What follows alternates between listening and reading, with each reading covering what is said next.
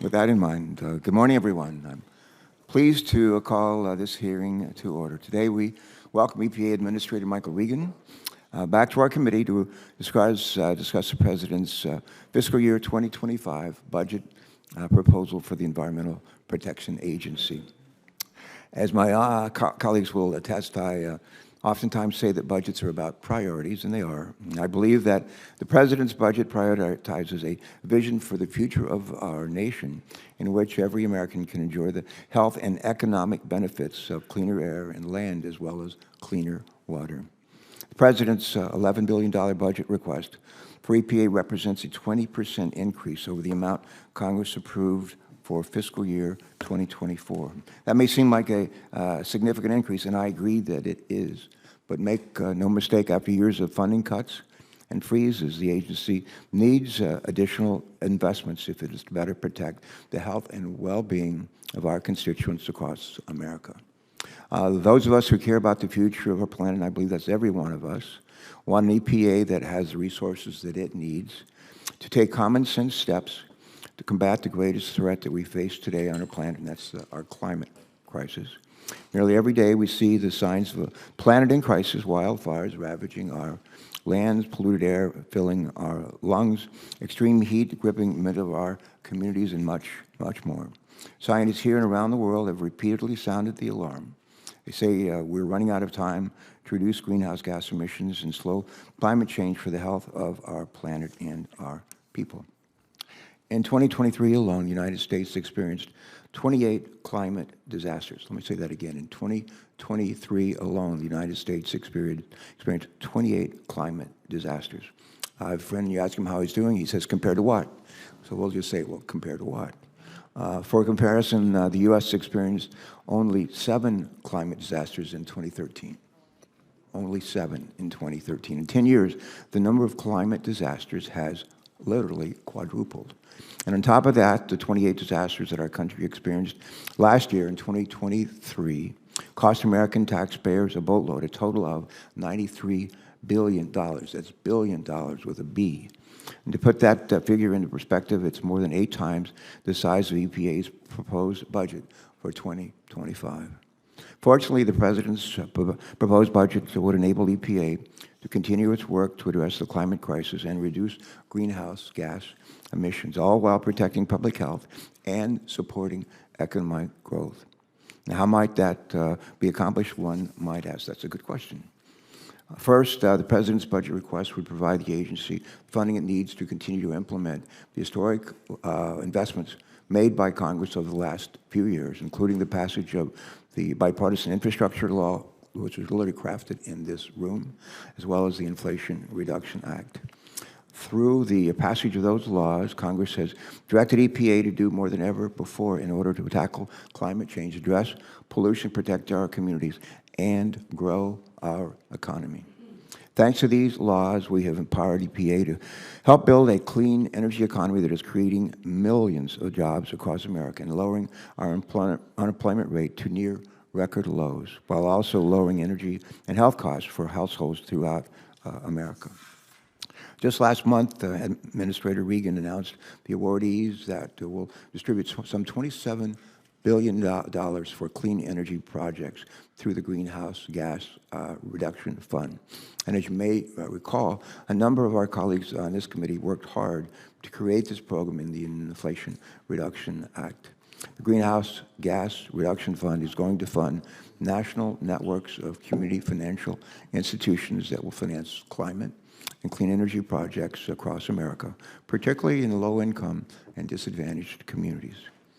Thanks to the Greenhouse Gas Reduction Fund, homeowners throughout America will be able to make repairs and investments in order to make their homes more energy efficient, and business owners will have access to the financing that they need should they choose to decarbonize their buildings or install solar panels, just to name a few examples. And through the bipartisan infrastructure law, we invested in EPA's work to clean up legacy pollution from contaminated brownfields and Superfund sites, as well as to improve solid waste management and recycling programs while addressing lead and PFAS in our drinking water. Just one of many examples, last year, Standard Chlorine Superfund site in northern Delaware received $1 million from the bipartisan infrastructure law to remove hazardous chemicals from that site and protect public health. There's many, many more examples like that across the country.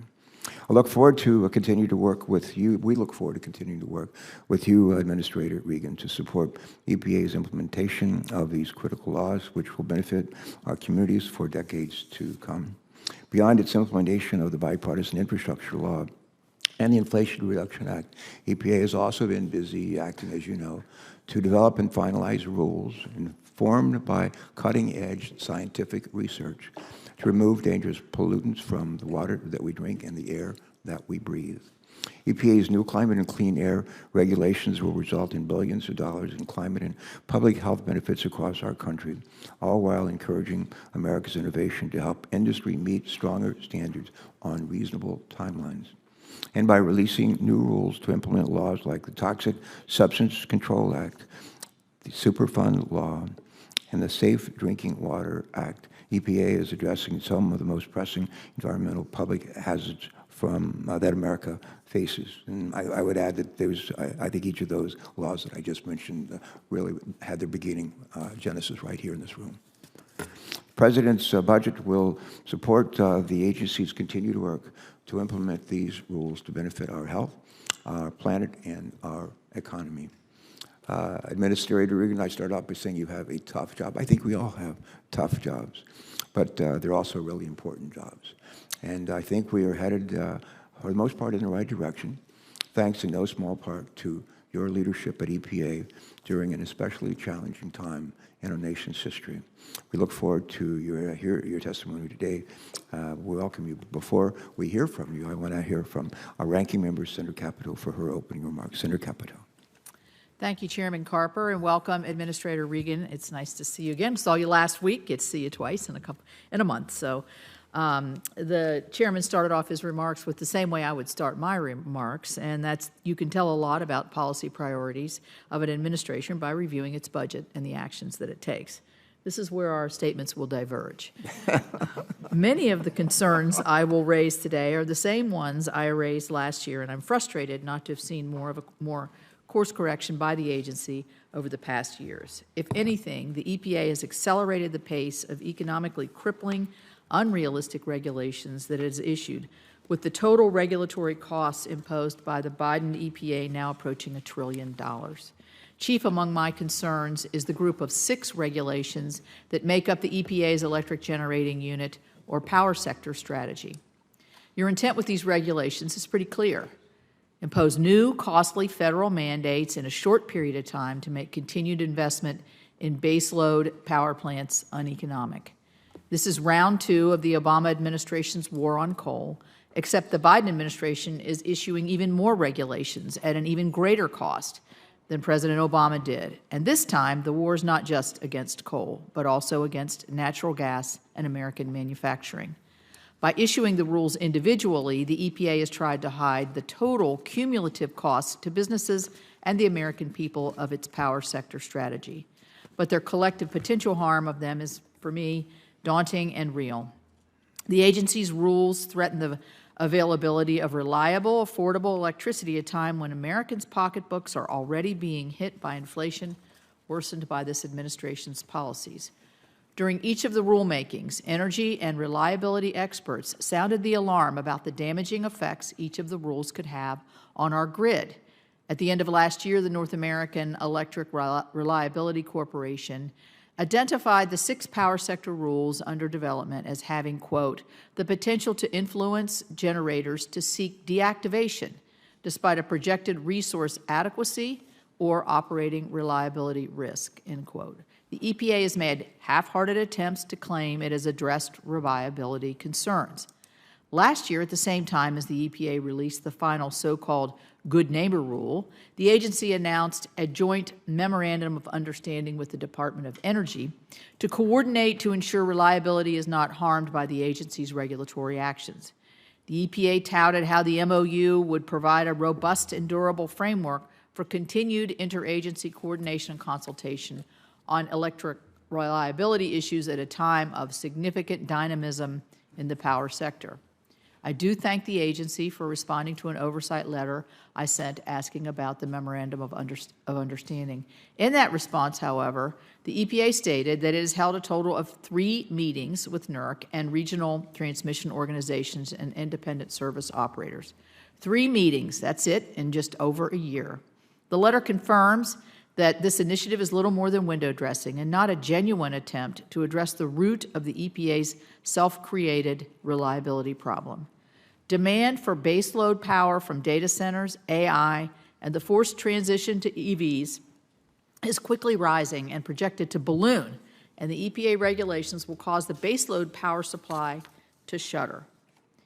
It is not rocket science to see the problem. Demand is going up, and supply will be going down. And electric reliability is not the only area where the agency's regulations are ignoring reality.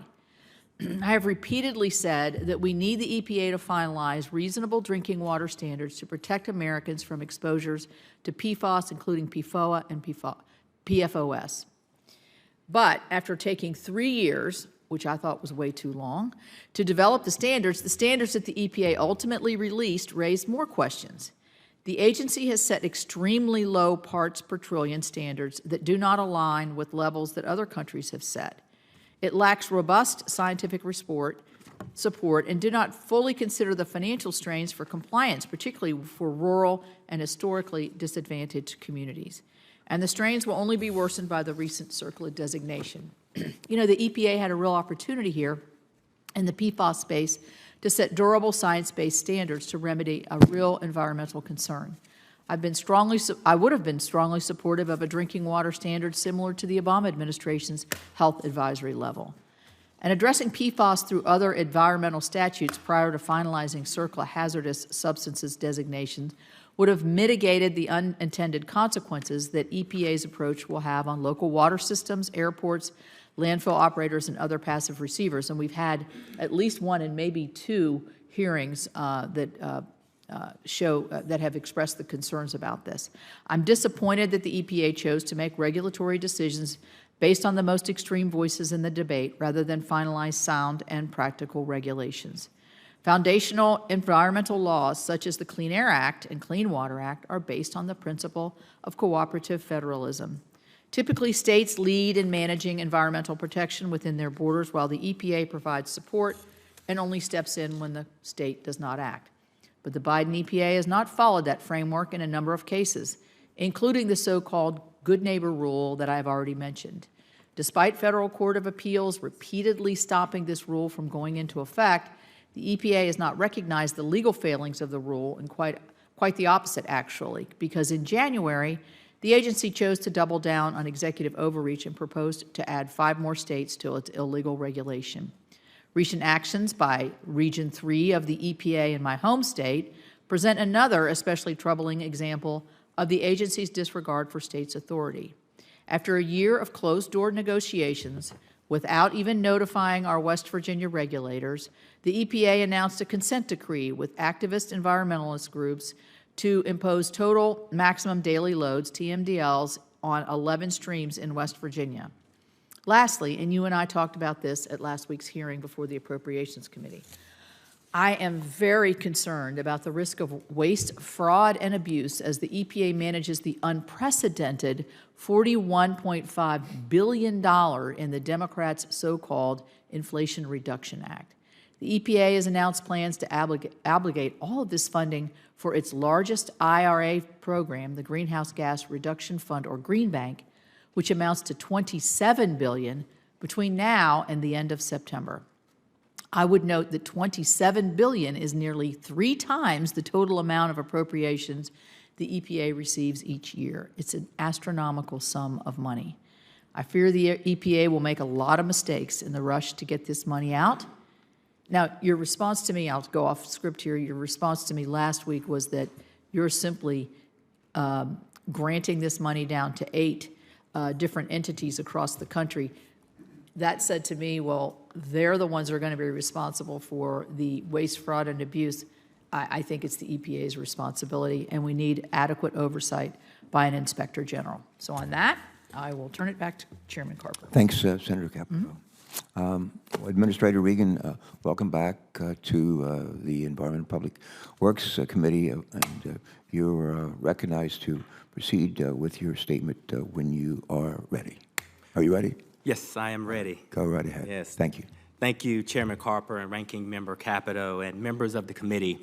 Thank you for the opportunity to appear before you today to discuss the bold vision laid out by the U.S. EPA's proposed fiscal year 2025 budget request. We recognize our partnership and open dialogue with Congress is invaluable in order for EPA to carry out its mission to protect public health and the environment. Over the last year, we've been hard at work at EPA. And under President Biden's leadership, my agency has finalized protections that will bring 100 million people cleaner and safer drinking water from PFAS. And we've worked hard to right many of the historic wrongs communities have faced for generations. Through our critical rulemaking, we've banned the last remaining kind of asbestos use in our country, and we've issued final technology-based standards that will eliminate more than 6,000 tons of toxic air pollution from chemical plants, reducing elevated cancer risk for those living near these facilities by 96%. EPA is committed to protecting public health and the environment for all American people. But more than just the powerful health impacts we are undertaking, my agency is also working hard to implement the historic laws you've passed in President Biden's Investing in America agenda. President Biden's Investing in America agenda has not only directly invested in communities nationwide, but it has generated nearly $700 billion in funding for private sector manufacturing and clean energy projects, protecting our planet and enhancing our global competitiveness. I was pleased to join Senator Markey in Boston last August to speak about how the Inflation Reduction Act's Greenhouse Gas Reduction Fund is addressing climate change head-on while unlocking billions of dollars in private sector investment to lower energy costs, improve public health, and create good-paying jobs. Together, President Biden's Investing in America agenda and EPA's fiscal year 2025 budget request will continue to invest in environmental actions that will promote cleaner communities and produce economic benefits for years to come. Last August, during my Journey to Justice tour, I joined Senator Sullivan in Alaska to spotlight the environmental justice concerns of Alaska Native tribes. We met with tribal leaders and heard firsthand about the challenges facing the community, including climate impacts and adaptation, food insecurity, and water infrastructure. There, he and I announced, along with Senator Murkowski, $150 million in funding from the President's Investing in America agenda that will help fund projects that benefit federally recognized tribes across the state. President Biden's proposed fiscal year 2025 budget request for EPA provides nearly $11 billion to advance key priorities for the American people, including protecting air quality, cleaning up pollution, upgrading the nation's aging water infrastructure, urgently fighting the climate crisis, and advancing environmental justice. Millions of people across our country are still grappling with the effects of poor air quality, perpetuating harmful health and economic impacts. In fiscal year 2025, EPA will improve air quality for communities by reducing emissions from ozone-forming pollutants, particulate matter, and air toxics. The President's budget includes $1.3 billion to improve air quality for communities across the country, to reduce exposure to dangerous levels of radiation, and to leverage regulatory tools and public and private sector partnerships that promote environmental stewardship and encourage the adoption of cost-effective technologies and practices. EPA's work to set these standards provides certainty to industry, builds on advancements in technology, and reinforces market movement that reduces power plant emissions without sacrificing reliability and affordable energy. Clean and safe water is the foundation for healthy communities and a thriving economy. Although substantial progress has been made, many areas across our nation still face significant barriers and challenges to achieving this goal. Aging water infrastructure, the effect of lead pipes, cybersecurity threats to our water systems, climate change, and emerging contaminants such as PFAS all pose dangerous health risks to our nation's water supply and the American people. EPA's budget request includes a total of $101 million for 2 EPA grant programs dedicated to remediating lead contamination in drinking water. From investing in clean air to cleaning up contaminated land and water, there is no shortage of important work that needs to be done. Members of the committee, EPA is up for the task. We're eager to work with all of you to deliver for our fellow Americans and to secure our nation's global competitiveness, but we need your support. The fiscal year 2025 President's budget continues the historic progress and investments made by the Biden-Harris administration and positions EPA to advance our vital mission of protecting public health and the environment. Thank you for the opportunity to be here today to submit testimony for the record, and I look forward to our continued partnerships and your questions. Thank you. Administrator Regan, thank you for that statement, and thanks for joining us today. Thank you for your leadership, and thank you for taking on a really tough job. And our thanks to your family for sharing you with all of us. It was about 3.5 years ago, I think they sat there right in the front row and said, we're willing to share their husband, and in the case of your son, their dad, and it's a sacrifice for them, and we appreciate their service too. Thank you for that. I have a couple of questions I want to lead off with. One of them is a question dealing with the general budget, and I'm going to ask some questions. Senator Capito will follow me. Senator Stabenow was here earlier, and if she shows up right away, that she would succeed Senator Capito, and then Senator Kramer, and if he's not back, then Senator Ricketts is on on deck circle. There we go. All right, first question. After years of declines in funding and staffing, EPA has begun to recover from the effects of diminished resources over the past few decades. For most of its existence, EPA's budget has not kept pace with inflation, while Congress has steadily added to its responsibilities. EPA needs more people. They need additional funding to fulfill their critically important mission, which is reflected in the President's proposed budget. Here's my question. How would the additional funding the President has requested help this agency, your agency, fulfill its mission to protect public health and the environment while growing the economy and jobs? Well, thank you for the question, Senator, and it's critical. I think in order to have a viable, strong partnership with our states, we need to be able to provide technical assistance and demonstrate that partnership in our regions. More than 50% of this budget will go to our regional staff to provide that technical assistance. But we need resources to continue to deal with building our capabilities in the areas of emergency response, whether it be the wildfires in Maui or the train derailment in East Palestine. We're continuing to see these disasters that we're having to respond to, so we need to build our emergency response capabilities. We need to ensure that the safety of chemicals that are needed to propel our electric vehicles, our semiconductor industry continues to move forward. And listen, we want to continue to administer these congressionally directed spending assignments all across the country, such as the $4 million to the city of Wilmington for sewer stormwater separation. So with those resources, we're going to continue to build that capability to not interrupt the economy, but also provide the technical ability so that we can all compete at the federal and state level. All right, thank you. My next question is, through the Inflation Reduction Act and the bipartisan infrastructure law, much of which was authored in this room, this committee made historic investments to tackle the climate crisis and make our communities more resilient at the same time.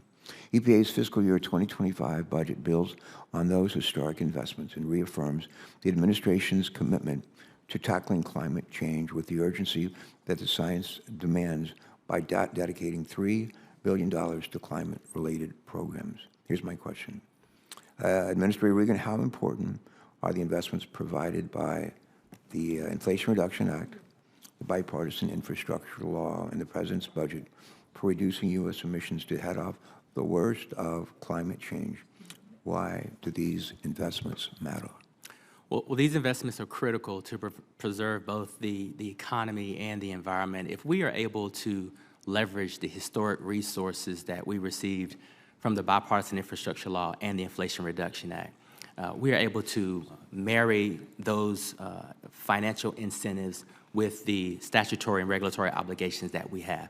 So we're seeing a significant infusion in technological advancements to help curb those emissions. But in Bill, we're seeing a significant level of resources to harden our water infrastructure, increase our water cybersecurity, to make them more resilient for the changing climate and the international threats that we're facing there. So coupling those investments with our regulatory obligations creates a win-win opportunity for global competitiveness. All right. My last question before yielding to Senator Capito is EPA's recent efforts to cut emissions of greenhouse gases and toxic pollutants from power plants are expected to deliver significant public health and climate benefits. Despite these benefits, some focus intently on potential impacts to grid reliability and related compliance schedules. My question, Administrator Regan, is, as I understand it, EPA has carefully considered those potential impacts in the development of its new regulations. Could you just briefly describe for us the mechanisms in the rule to ensure grid reliability is maintained? And second half of my question is, what actions will EPA take in the future to avoid challenges to grid reliability? Go right ahead. Well, thank you for the questions, Chairman. And I'm happy that you mentioned the public health benefits as for these four rules. The public health benefits are just astronomical in terms of cost benefits. In 2035 alone, our regulatory impact analysis estimates that we'll have up to 1,200 avoided premature deaths, 870 avoided hospital emergency room visits, 1,900 avoided cases of asthma onset, and over 360,000 avoided cases of asthma symptoms. So the health opportunities are grand. In carrying out our duties to protect public health and the environment, we teamed up with the Department of Energy. We had multiple meetings with FERC. We engaged with EEI, those who are responsible for grid management. We understand that we're seeing increased demand, but we're also understanding that there's a tremendous investment from historic legislation into technological advancements and investments in the grid that'll make all of this possible. We're confident that we have mitigated any grid reliability issues that are current and that could potentially be a future threat. Okay, thanks. Senator Capito, thank you. Thank you. Administrator Regan, I want to talk about the power sector strategy and the 6 different EPA regulations that you put out all at once. In a 2022 speech, you said, if EPA's actions unfold while the rest of the federal family, leading states, and leading firms in this sector are mobilizing their tools and resources, then our actions and the clean energy investment signals that they send will work as they should, hand in glove. So if I understand your statement, by issuing 6 rules in a short time frame, at the same time the IRA is being implemented, the EPA rules will send clean energy investment signals to the industry. Is that correct? That statement was intended when I addressed the utility leaders at Sierra Week that we would issue 4 rules simultaneously. That was to focus on wastewater discharge, cleaning up coal ash, focusing on controlling mercury, and the 4th is reduction in carbon pollution. And what I had talked to the industry leaders about is these regulations have to come from the agency. In the past, they have come in staggered ways or in ways that did not work in a sort of cross-purpose way. We decided, and I said this 2 years ago and worked with the industry, that we would put out 4 rules at the same time that have their own unique statutory authority and requirements, but that they could see the cost associated and make strategic investments, long-term investments, to provide affordable, reliable power. So you went to 6 instead, from 4 to 6. We announced 4 at the same time. And now we have 6. We have the Good Neighbor Rule and all that pulled together, correct? Some of those rules we issued prior to. You've changed some of your rules. You said you wanted to be durable and provide certainty, and you've proposed, as I mentioned in my opening statement, to add 5 more states to the 23 covered by Good Neighbor. So you're already changing your rules, even though you state that you want to provide security or certainty.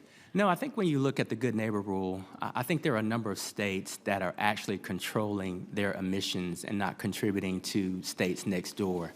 And so when we think about the Good Neighbor Rule, we are responding to the states that have said, you have a federal obligation to protect our citizens. You also have a federal obligation not to penalize us for doing what we need to do while other states may not be controlling. At the same time, you didn't listen to the state plans, right? You just went forward and said we're going to have a federal plan, and that's it. All these state plans were pretty much neutered, correct? No, we absolutely listened to the state plans. As a former state regulator, I understand this process extremely well. still have a lot of colleagues who are serving as state secretaries. And so, listen, the bottom line is that, the federal government has an obligation to exercise a duty to control pollution. Sometimes pollution, well, not sometimes, pollution doesn't understand boundaries. So if there are other states that are polluting neighboring states, to avoid litigation from those states who have done what they've said they're going to do, we have an obligation to make sure that we protect those states. Well, I think that's obviously being challenged in the courts, and your ability or your actual right to actually do that. Let me ask you, I just get so frustrated when I see, let's see, right now our power mix is 60% fossil fuel, 16% coal, 43% natural gas, 18% nuclear, 20% renewable. The plan that you've put out, the Clean Power Plan, that will basically make every coal plant extinct because nobody's going to be able to afford to do that on an aging coal plant. So those will be gone in the 2030s. And then nobody's going to build a new one unless they only run it under 40% because they're not going to be able to meet the demand. Do you know a U.S. power plant right now that meets the 90% CCUS requirement that you've put into that bill? Where is that plant? I think I want to sort of push back on the notion that this rule is going after coal. I think when we talk to these utility CEOs, they provided to us their plans. Some of these coal plants were already going to sunset because they're transitioning to natural gas. Some of these coal plants, we do believe, will be able to take advantage of these CCS technologies. Is anybody doing that now? Well, I've had a number of visits in states the answer is no. like North Dakota. I spent time with the governor in Wyoming. There are utilities that are putting on this technology and beginning to use it.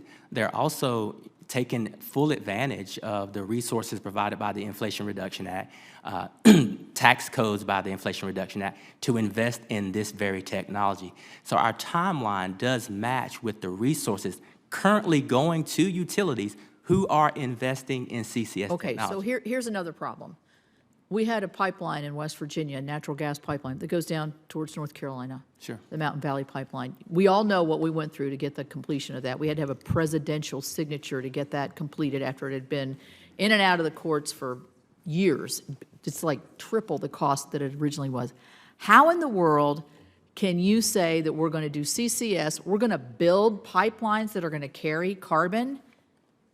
That's not going to happen. The country is already doing it, and the country is doing it for other sectors of the economy. And here's where the whole of government... I would love for you to give me an interstate pipeline that's been recently built that carries carbon, and then I'll be quiet about it. Well, there's a pipeline currently being built from North Dakota to Iowa. And so when was it permitted? I'd have to get you those details. Yeah, a long time ago. All right, I'm going to stop here. Thank you. And before we recognize Senator Stabenow, who I believe is next in line, I'm going to ask unanimous consent to submit for the record materials describing forthcoming carbon capture projects across our nation, demonstrating that the administration's policies have enabled the deployment of carbon capture systems to reduce power plant emissions. And just last month, I'm told, West Virginia regulators approved one of the largest gas power plants with carbon capture in our nation, generating millions of dollars of economic benefits for the surrounding communities. And with that said, Senator Stabenow, good to see you. Welcome this morning. Well, thank you very much, Mr. Chairman and Ranking Member. Thanks so much for holding the hearing. And Administrator Regan, it's wonderful to see you, Administrator, again. And I want to thank you for being here and for all the work you've put into developing EPA's fiscal year 2025 budget. And I have to say, from my perspective in Michigan, when I look at this budget, I see a commitment to a lot of longstanding priorities of mine and the people that I represent. So I want to thank you for that. I see increased investment in our water infrastructure, including vital funding to replace lead pipes and address emerging contaminants like PFAS, the impacts of which Michiganders know far too well, and certainly you don't have to go any farther than Flint, Michigan. And so we deeply understand the critical nature of health and safety and why that needs to get done. I see the recognition of the impacts of the climate crisis and an emphasis on ensuring that our communities have the resources to address and adapt to new climate realities, unfortunately. And I also see robust funding for our Great Lakes. So including for the Great Lakes Restoration Initiative, a program I authored back in 2010, as you know, which serves as the most important tool we have to restore and protect our Great Lakes. And I'm so appreciative that this committee reauthorized our bipartisan bill to extend the Great Lakes Restoration Initiative out now until 2031. So this is very, very important. And I do want to say that one of the things that brings the climate crisis home to us in Michigan is that the Great Lakes are now warming faster than the oceans. Yes. And Lake Superior, our largest, deepest, gorgeous northern lake, is now one of the 5 fastest warming lakes in the world. You never could swim in Lake Superior, and now you can, which may sound great, but it's not great, actually. And so thank you for all of that work. Let me first also ask a question about light-duty vehicle emissions, the rule, and express my appreciation for EPA's commitment to engaging with our automakers and auto workers. At my request, thank you very much for listening, working with them in developing an ambitious but achievable final rule for light and medium-duty vehicle emissions. I've always said Michigan automakers are the best in the world. There's no question about it, and I'm glad EPA took their input into account when developing the rule so that they have the capacity to continue to lead. So moving forward, do I have your commitment to continue working with our automakers and auto workers on the rules that impact them for the future? Absolutely, and thank you for your leadership in helping us to establish some of those relationships and keep that conversation going. Absolutely commit to working with the automakers and with the unions that are supporting those automakers. Great, thank you very much. Let me go on to another strong passion of mine, which is E15 and our biofuels industry. I want to thank the EPA for issuing an emergency fuel waiver to allow E15 gasoline blended with 15% ethanol, to be sold in the upcoming summer months.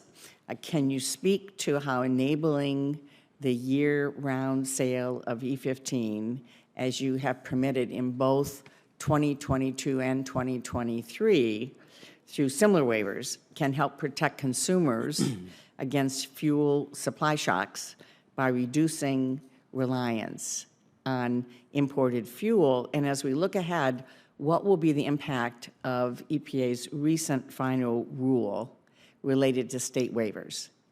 Well, this is another opportunity for me to thank you and your staff for helping us to navigate what was contentious but ended up being a great situation. Yes, we did issue the emergency waiver for summer of 2024, as we have done in 2022 and 2023, to ensure that our domestic producers can compete on the biofuel side, but also to begin to reduce our dependency on foreign oil. We have worked on satisfying that waiver request for 8 states, and for fiscal years 2025 and beyond, those waivers will be permanent for those states to use E15 throughout the summers. So that gives those 8 states a level of certainty for future investments to up that production of biofuels so that we can continue to keep our prices low but be globally competitive. Thank you so much. I mean, this really brings us between EPW and the Agriculture Committee, where we see the coming together around issues related to lower price for consumers, addressing a cleaner environment, but also jobs, a lot of jobs in particularly rural America through our bioeconomy. So appreciate your working with us on that. Thank you, Mr. Chairman. Thank you, Senator Stabenow. Senator Stabenow wears a number of hats, as my colleagues know, and one of those is chairman of the Agriculture Committee. And I want to just say on behalf of all of us, a big thank you for the support in making sure that legislation dealing with regenerative agriculture, which actually focuses on agricultural policies. It could be crop rotation, it could be a variety of other things, but ways that would enable the farmers in this country to actually do good things for our planet at the same time, an economic model that provides more money for them in their pockets at the end of the day. So it's called regenerative agriculture, and we applaud your support for those policies. Thank you so much. Senator Kramer, welcome. Well, thank you. Let me just follow up real quickly with that and thank Senator Stabenow for her leadership as well. But please, let's get a farm bill done before you retire, ma'am. Please, let's get that done. Okay, good. Thank you. We need production agriculture to feed a hungry world. Okay, I'm going to pass through Matt's for now and go right to where you and Senator Capito left off and just speak a little bit and ask some questions about carbon capture. First of all, the pipeline you're referring to from Iowa to North Dakota is designed to ultimately take CO2 captured from ethanol plants from the Corn Belt and take it to North Dakota's geology, which is suitable for carbon capture and storage, and even better yet, enhanced oil recovery, and who wouldn't want more of that? So it's wonderful, but it is not yet permitted. I don't know that it's finished in any of the states. It's a hard slog, and we'll see if that happens. Secondly, though, Mr. Administrator, what's interesting to me is you referenced in the rule and in carbon capture storage as a prescription for meeting the standard for coal-fired power plants, and yet the 90% that was referenced earlier, which is in the rule, has never been achieved. And one of the things about best emission standards is it requires adequately demonstrated. The illustration that EPA often uses is a Sask power plant that has carbon capture on it, that captures, after years of fine-tuning, 65 to 70%. It looks to me like 90% is a setup for failure, that the goal is to shut down coal, to go after coal, to use Senator Capito's point. When you prescribe a solution that can't be adequately demonstrated or isn't adequately demonstrated, it looks to me like an impossibility by design. The second thing I would say about the Supreme Court was very clear in the West Virginia case that you can't prescribe outside the fence line. And it seems that if CO2, which has to be piped to geological formations able to take the CO2, can be hundreds of miles away, that's by definition outside the fence line. So how do you have a durable rule in the face of the Supreme Court's decision that you have to stay within the fence line? Yeah, I think on that latter point, the Supreme Court indicated that you could not take credit for actions that are occurring outside of the pipeline, or the fence line, excuse me. When you look at this technology that will be on site of the facility, it is the facility that is reducing those emissions. Our folks have looked very carefully, and I want to say we are not attempting to be cute or step outside the Supreme Court's ruling, right? We're not having programs that are designed to try to get reductions outside and get credits from outside that fence line. We are solely focused on technologies that perform on the facility themselves. So the disposal of the CO2 is different than solving the emissions issue. I think that'll be debatable. It'll certainly be litigated. I would hate to see millions and millions of more federal dollars and ratepayer dollars to once again turn back the EPA when they are stepping outside, not just the fence line, but outside their authority, which is what I believe to be the situation. I actually have another question about just whether this is even productive, particularly in 2.0, because the rule sets what I think is an arbitrary 20% annual runtime limit for simple cycle natural gas plants. Realizing that other than natural gas, the only other fuel that's not nuclear, that's 24/7 is coal. And so the only way to back up unreliable intermittent energy sources like wind or solar is to have these simple cycle natural gas combustion turbines. But if they can only be run 20% of the time before then you meet a threshold of rulemaking that is prohibitive financially, every utility is going to have 5 single cycle or simple cycle gas plants to back up the unreliable energy, the clean energy. I don't see that as a cost savings. That looks to me like unnecessary redundant investment. Can you explain? I mean, has anybody considered that this might actually be counterproductive? We looked at that, and I think the way you're describing it, and this rule applies to future natural gas, which is why we set aside existing, so we wanted to avoid the problem you just laid out for existing sources. But when we look at future natural gas plants and in our conversations with the industry, for those who are building these future gas plants, they are looking at both the simple cycle option, but they're also looking at the CCS option.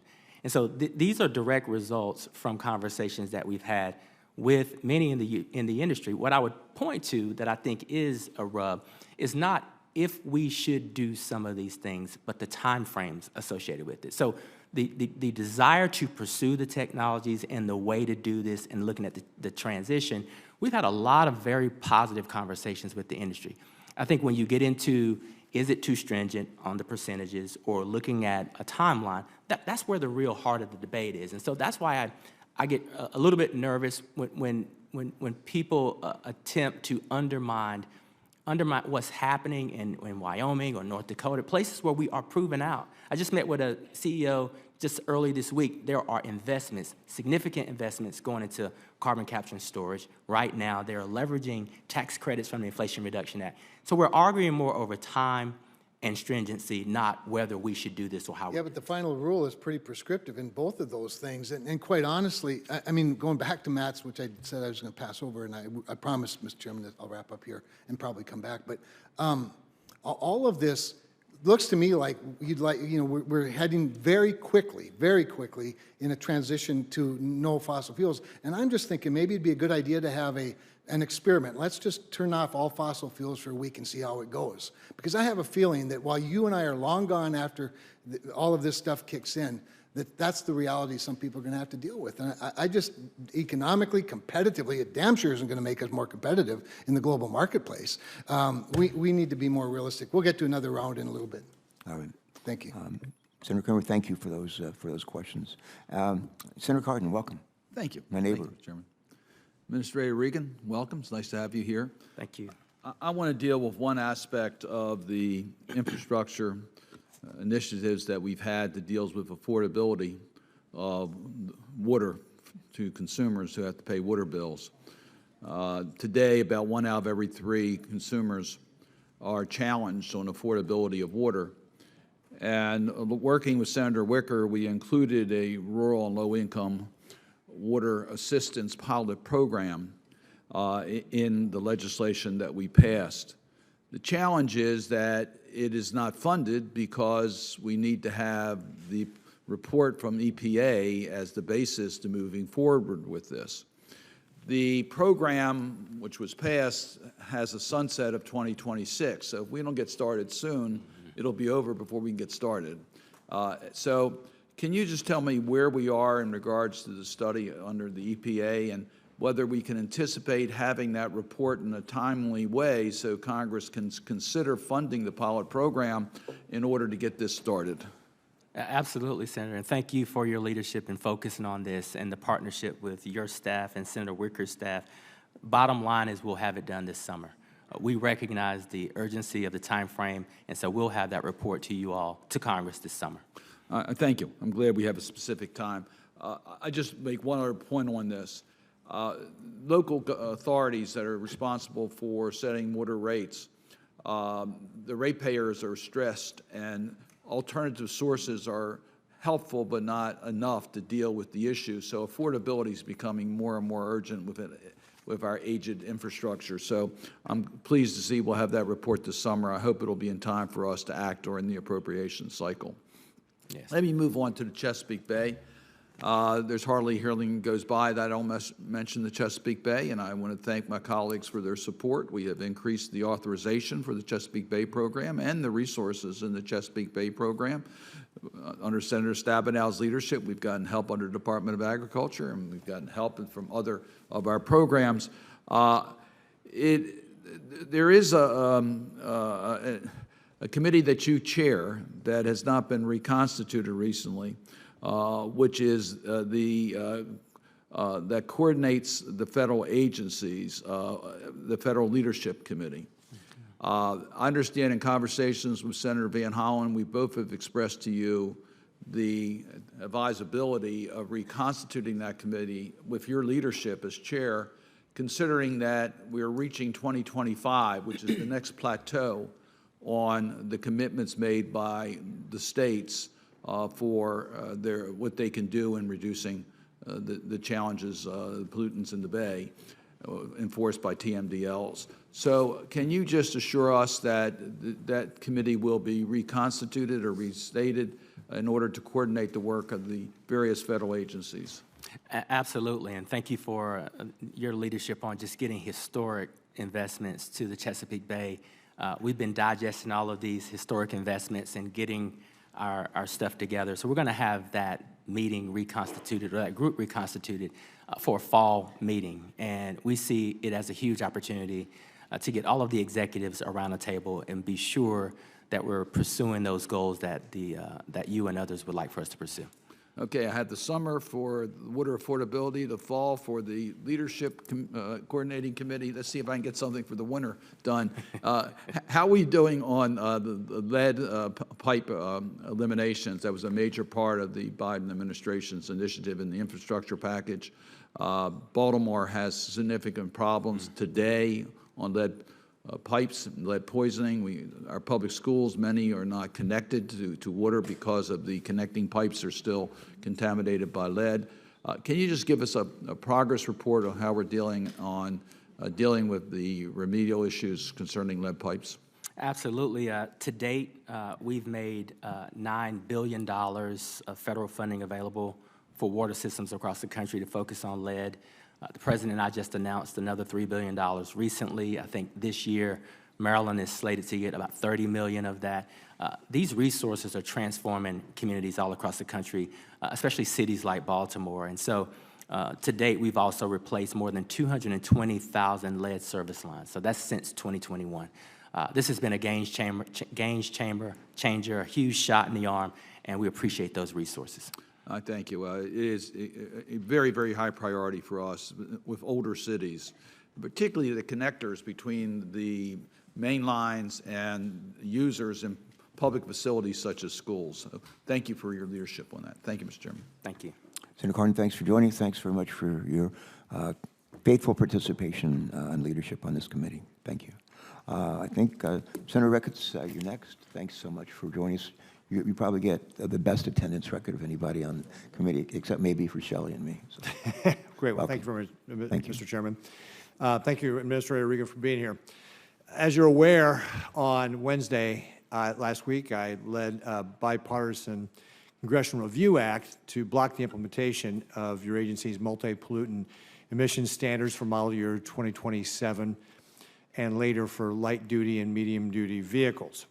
Your agency keeps saying that the final EV mandate rule is less burdensome than the proposal, but I note the CO2 standard of 85 grams per mile in model year 2032 is exactly the same as what you originally proposed. This is an average reduction in the standard of 10 to 12% a year. You and others have said this is actually not an EV mandate, but how many current gas, diesel, and traditional hybrid vehicles meet the 85 grams per mile CO2 standard today? The rule is for 2027 and beyond, and this is based on the projections that the auto industry are actually making themselves. So I don't know how many to date. I just know that the Automobile Association, UAW, and others supported the rule that we put across the finish line, which gave a lot more credence to plug-in hybrids, biofuels, traditional fuels, as well as EVs. So when you say that CO2 goal looks similar, that CO2 goal looks similar because what the automobile industry gave to us through the comment period is if you actually look at the penetration of plug-in hybrids, it exceeded what we had budgeted for. And so that took up that gap in terms of what people anticipated the percentage or level of EVs to be. But you that was automobile industry driven on that point. But in 2024, to your knowledge, there aren't any gas, diesel, or hybrids that are actually meeting the 85 grams per mile today. Is that accurate? I don't know if any current technology that's doing so, but I could have my staff look into that. But this is a rule focused on the future, not today, and so I think that is appropriate caveat there. Well, good. Well, let's talk about the future because chargers are another thing that has to go along with this, right? Whether you're going to talk about a plug-in hybrid or an electric vehicle.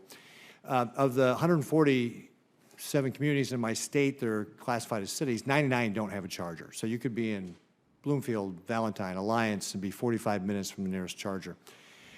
Nationally, right now, I think the publicly available charging stations is 27 to 1 versus the number of EVs out there. The National Renewable Energy Laboratory estimates that 1.1 million public chargers are going to be needed to be deployed by 2030 to support the administration's goal here. This means that we're going to need 3 public chargers deployed every 10 minutes. Do you and your agency know where are we with regard to getting chargers deployed on this? Are we on track? Yeah, I think we are moving forward. Our rule was designed in coordination with both the investments that are being made by the Department of Energy from the Bipartisan Infrastructure Law and the Inflation Reduction Act, but also with the metrics and data provided to us by the automobile industry. So when you look at our rule and the time frame and the levels of stringency, one of the reasons that both the UAW and the automobile manufacturers supported this rule is because they believe that it's achievable. It's a stretch goal, but it's achievable. And that directly coincides with where we at EPA, DOE, DOT, and the private sector believe the investments of infrastructure will be 2027 to 2032. You've talked a lot about the manufacturers working with this. Is part of this conversation what will happen to the price of used vehicles? I mean, the average EV right now goes for $53,000. I think that's what last year it was. Your average low-income family spends $12,000 on a vehicle. Was the cost of used cars part of this conversation when you were talking to the automakers? When we look at vehicle cost and our cost-benefit analysis, we take into consideration a lot of things, and affordability is one. And we took to heart what the companies were telling us about used or resale vehicles. And so what we see with new vehicles, we see a cost savings over time, especially from maintenance and durability. And in that resale, well, what about the cost of getting directly back at the cost of a used vehicle? Was that part of the conversations you had? Like, how much will a used vehicle cost as we progress down the road under your rule? Well, I'd have to get you those specifics because a used vehicle, I mean, what brand, what make. So you did talk about used vehicles, just broadly speaking, though? We talked about all of the new vehicles moving forward and took into consideration what that means for used and secondhand vehicles. The cost of new vehicles, okay. Mr. Chairman, I think my timer's blinking here. Did I run out of time? Because I think you've broken the timer. Did I break the timer? Okay.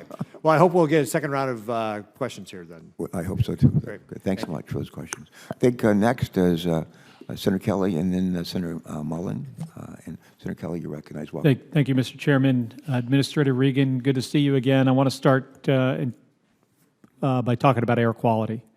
You know, right now in the Phoenix metro area, we're seeing ozone concentrations increase, which has placed the region into non-attainment. And this is happening as the Phoenix area is becoming one of the largest manufacturing hubs in the country of microchips, battery technology, and electric vehicles. These projects not only create great paying jobs, but they're the type of investments we need to combat climate change and ultimately reduce emissions across the country. But right now, the biggest impediment to getting some of these projects off the ground is air quality non-attainment. Everyone in Arizona is united around finding a solution that allows these projects to move forward while continuing to reduce emissions in the region. That includes elected officials at the state, county, local level, and our business community. That's why before I supported his confirmation, I asked Joe Goffman, your Assistant Administrator for Air and Radiation, to commit to coming out to Arizona to meet with all of our stakeholders. And I appreciate that he agreed to make the trip. And when he was in Arizona in March, Administrator Goffman heard about 2 innovative proposals developed by Maricopa County to generate emission reductions called Rule 204 and Rule 205. Broadly speaking, these rules would allow manufacturers to offset new emissions by helping to electrify mobile sources of emissions, like cars, trucks, construction equipment, and other vehicles. Before his confirmation, and while he was in Arizona, Administrator Goffman provided me and my staff with some commitments to making progress on Rules 204 and 205. But it's been a few months since his visit, so I want to ask you for an update. So first of all, in Rule 205, after Administrator Goffman visited Arizona EPA Region 9 provided Maricopa County with a commitment to conditionally approve Rule 205 if the county committed to make some minor technical changes. And last week, Maricopa County sent a letter to Region 9 confirming that they would make all of the required technical changes. That means the next step is for the EPA to conditionally approve Rule 205. So, Administrator Regan, can you confirm that EPA Region 9 will now move forward with providing conditional approval for Rule 205? I can, yes, absolutely. And when do you expect that Region 9 will be able to grant this conditional approval? We anticipate being able to do that this summer. And can you confirm that EPA will work closely with Maricopa County to ensure that final approval is granted to Rule 205 within the next year? Yes. Thank you. And on Rule 204, which I'll note was submitted by Maricopa County to Region 9 back in 2019, to date, no action has been taken by Region 9 to approve the rule or even provide feedback. But during their visit, Assistant Administrator Goffman and Regional Administrator Guzman committed that after we got conditional approval on 205, we'd then turn our attention to 204. So, Administrator Regan, will you commit that EPA will, by the end of this year, work with Maricopa County to decide whether Rule 204 can be approved, and if not, identify what changes are needed to make the rule approvable? We can absolutely do that. We will be shifting all of our resources from 205 to 204 to get that done in a timely fashion. Thank you. Now, as you may know, EPA issued a finding of a failure to submit a state implementation plan, or SIP, for ozone non-attainment last year. We now face a deadline to submit our SIP of August of 2024 as the deadline, and Arizona intends to meet this deadline. However, because of how long it's taken for Rule 205 to be approved, we may have to submit our SIP very close to the deadline. And I understand that it can take some time between when a SIP is submitted to Region 9 and when it's considered received by EPA. We don't want Arizona to be penalized for passing the August deadline because of an EPA paperwork processing delay.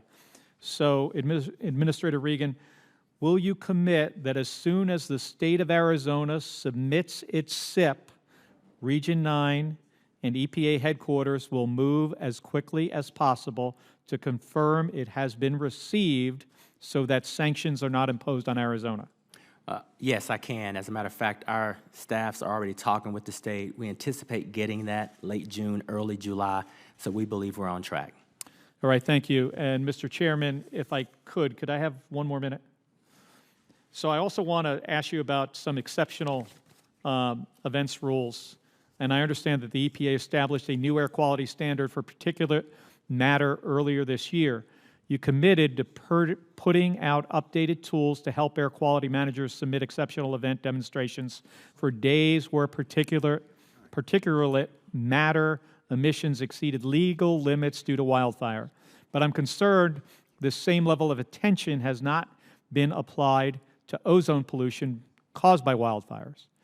Between 2015 and 2019, the Maricopa Association of Governments submitted documentation for 33 days where ozone emissions exceeded legal limits because of wildfire smoke.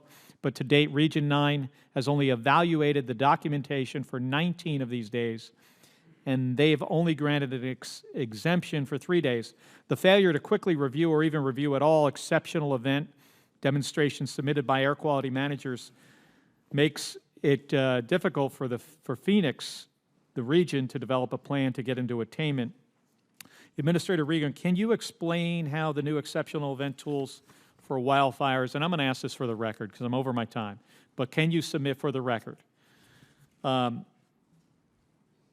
the new tools, which EPA committed to release as part of the particular matter rulemaking, will assist air agencies in easily submitting exceptional event demonstrations? So if you could just submit that for the record. Yes. Thank you. Thank you. And as Senator Kelly knows, we'll be submitting a number of questions for the record that following this hearing, and that will be one of them that will be included. Thank you. And thank you for the extra time, Mr. Chairman. Quite welcome. All right, Senator Mullen, you're recognized. Welcome. Thank you, Chairman. And Administrator, honestly, you're hard not to like. I just don't like the agency you work for. I think that's a compliment. I think it is a compliment. That's as close as a compliment you're going to get from this For guy. me, it's probably the best you're going to get. But I mean that sincerely, because I get the EPA's role, but it seems like the EPA just constantly looks back at old laws that were passed through the Clean Water Act, the Clean Air Act, and continue to rewrite them. And you continue to go after agents or industry over and over and over again, and not understanding actually the ad cost or what it does to downstream. Now, you say you take the economic impact, and you do take that into consideration, but you don't, because we continue to see the ad. I mean, what Senator Ricketts was just asking about the vehicles, I did some quick research on it. I'll let him talk a little bit more about it. But the ad that is costing, you talk about trying to have, better fuel efficiency, but yet the rule that you guys put on diesel trucks, which I drive every day, by making us put diesel exhaust fluid into it, it runs our gas mileage down and actually is worse for the environment. I mean, you see this stuff and it spills, it crystallizes all over the floor. You can remove it from a truck, which is illegal. I understand that. But you can take it off of a truck and you'll increase your gas mileage by 20, 30, and sometimes 50%. But you guys don't take that into consideration, but you still continue to push that. And now we have our, the farm industry, which I'm a rancher. We have a cow-calf operation.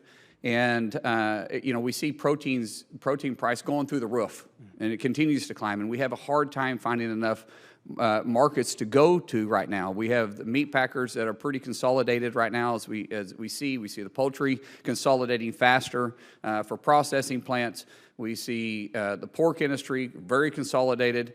And yet now the EPA is coming out with new guidelines for ELG. And by your own admittance, you said that this is going to cause some plants to close.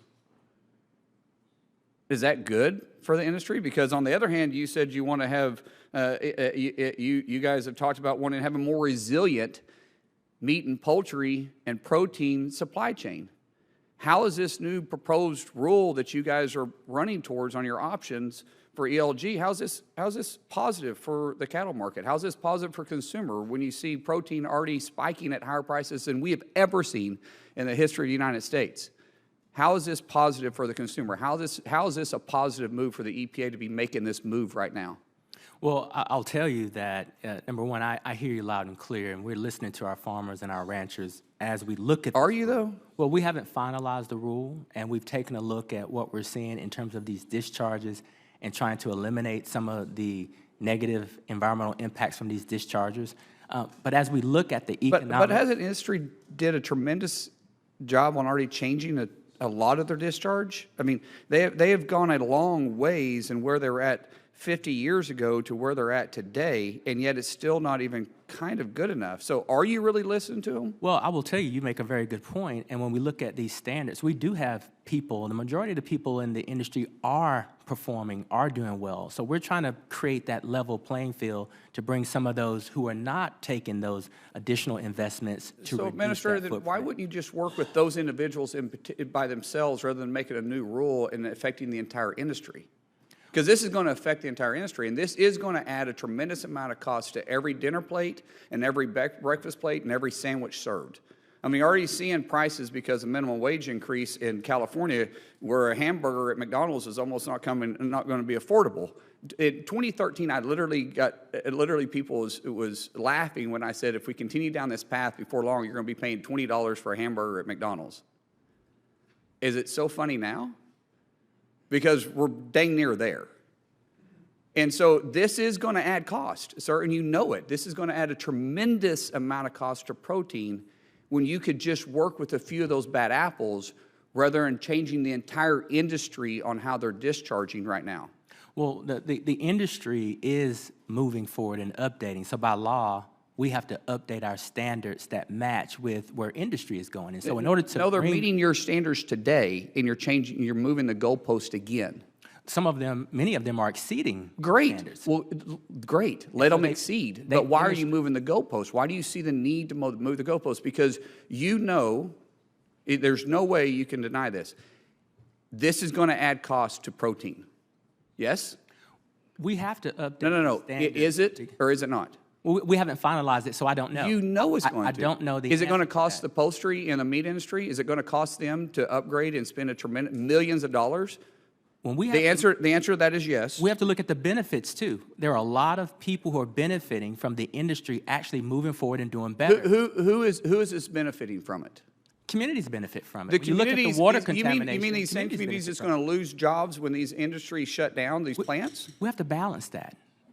These same communities that you're saying are going to benefit, are these same industries just going to lose maybe the largest employer in their community because they can't afford to make the changes? We're So talking about I'm trying to public figure out health where you're saying benefits. communities are going to benefit. We're talking from about the people that live in these communities that we recognize do work in these facilities, but they're also drinking the water, they're breathing the air. We're trying to balance those public health benefits with the jobs and the economics. And many in the industry, as you have pointed out, are doing it the right way. What We have about to make people sure that that can't everybody- Wait. Your time has expired. There's going to be a Can second I have round. another minute, just like you gave Mark, Yeah, Mr. you can have Kelly? another round. Well, you Go- gave. Go ahead. No, Okay, go ahead. thank you. Take a minute. Let me just ask this too. How do you explain this to the people right now that are struggling to put protein on the plates for their kids as they speak, or their families as they speak now, knowing that this is going to add cost? You know this is going to add the industry is predicting this could add 15 to 20% cost to protein. So how can you say this is a positive move for the country? What I would tell them is we have a farming and ranching federal advisory committee and a new agricultural office that is advising me specifically on the impacts, the technologies available, and what this means to their community. And none of them are raising cattle like we do in Oklahoma. None of your advisories are actually doing that. They're professionals that work in colleges and universities that have a tremendous amount of theory, but they've never got crap on their boots before. I yield think back. I will challenge you on that and provide the details. We do have those who are farming and ranching on the Federal Advisory Committee. Okay. And you're willing to stay? If you're willing to stay, I'll recognize you for another round, okay? Thank you. All right. Senator Markey, welcome. Good to see you, bud. Oh, thank you. Good to see you. Good to see you, Mr. Administrator. I like you. And I love your agency, you know? So I was elected. The time of the gentleman has expired. I was elected in 1976, 6 years after the agency was created. So I've served in Congress for 90% of the life expectancy of the EPA, and I know how much longer life expectancy is in the United States today than it was then because of the EPA, and that's a big benefit for our society. Mr. Administrator, congratulations on making the historic Greenhouse Gas Reduction Fund awards for the National Clean Financing Network. When I introduced the National Climate Bank Act and when I worked with Chairman Carper on this language in the Inflation Reduction Act, I knew this would be a transformational program, if done right. And you did it right, Mr. Administrator. And I'm leading an appropriations letter to fight for your request on ongoing support for oversight as well. This climate bank money is out the door, and it's ready to bring clean power owned by communities onto the grid, help working families cut their electricity bills, and leverage new private dollars into projects that will do good for the public. Is that a priority for your agency going forward, just to make sure that it's up and running by the end of this year? It absolutely is, and thank you for your leadership and dedication. Over 15 years focused on this topic. We were glad to get it done. Loved doing the visit with you in Boston to make the announcement. I feel really good about this program. We've consulted with all the experts, outside, inside. We know that this capital will pull billions of dollars of private sector capital off the sidelines. And so, yes, it's a priority. We want the oversight. We're asking for the oversight because we know we have a solid program, so we appreciate your support on that. No, thank you. And as you know, it was in Waxman Markey in 2009, but it took Chairman Carper, to get it over the finish line. A little bit late, but still in time to be able to make a big difference. Early this year, the Environmental Protection Agency finalized the Clean Cars Rule, which will help us accelerate towards our climate targets and put the brakes on drivers' dependence on pricey fossil fuels. And I thank my colleague, Senator Ricketts, for talking about the importance of investing in chargers. And I'd love to work with you on that, just to get them out there and make sure that people have confidence, with this range anxiety, which plays a big role in how people view their ability to purchase a vehicle. And the rule that has been promulgated is estimated to avoid more than 7 billion metric tons of carbon pollution, equivalent to 4 times the annual emissions from the entire transportation sector, making this the single most significant climate rule in U.S. and world history.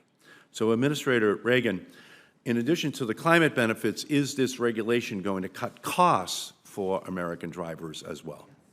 Thank you for the question, Senator, and it absolutely has proven that it will cut cost over the duration of this regulation. I think I want to just say that, it's not just me. These car companies are running $7 million Super Bowl ads to their constituents saying the future is hybrid and electric.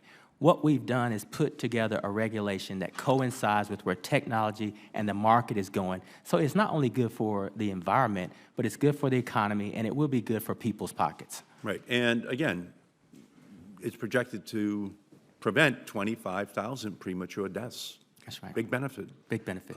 And also save $6,000 for a consumer over the lifetime of that vehicle. Last year, EPA selected 17 thriving community technical assistance centers to provide technical support and grant writing assistance to disadvantaged communities and grassroots organizations interested in the Inflation Reduction Act's historic new funding opportunities. And it's called TIC-TAC, which is easy to understand. And while these centers were set up across the country, Region 1, which serves Massachusetts and Rhode Island, still does not have an office in our region. Administrator Regan, would you commit to working with us to ensure that a center that can partner with Massachusetts environmental justice groups is stood up in Region 1 by the end of this year? I can do that. I know we are taking a very close look at that and putting those wheels into motion. So yes, we can commit to setting up that technical assistance resource for Region 1. That'll be very helpful to us.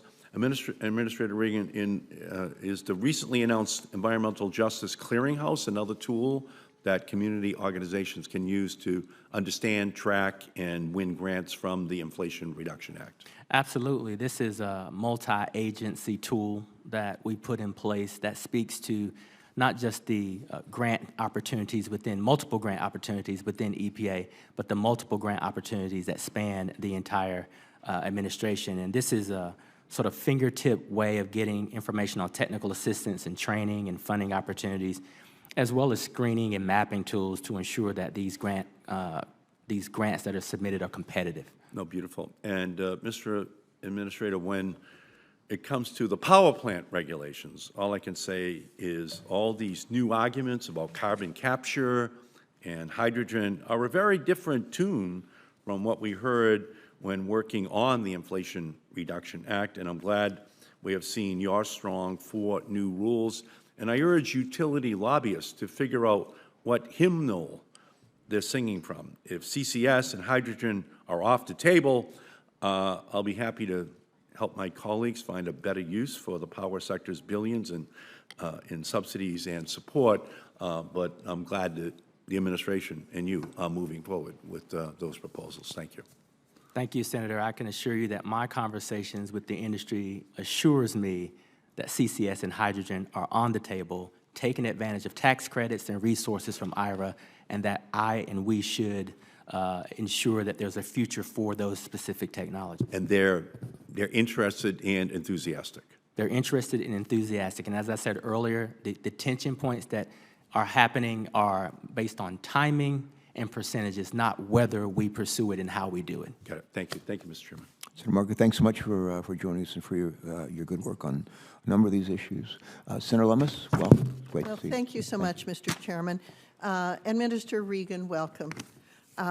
Given your background in state government, I really held a measure of hope that you would lead the EPA with policies that we're grounded in reality and in the states, and maintain a healthy perspective of the hardworking American families who work and live under your rules and regulations.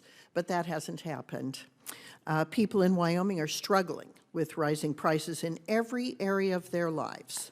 And what the policy prescriptions do, and what we see from the EPA and this administration, is a torrent of regulation that you know will lead to scarcity and higher costs because you're restricting baseload energy. So let's start with the Clean Power Plan 2.0, which forces coal and gas-fired plants to close down if they don't spend billions of dollars and meet unrealistic targets. These metrics are not achievable.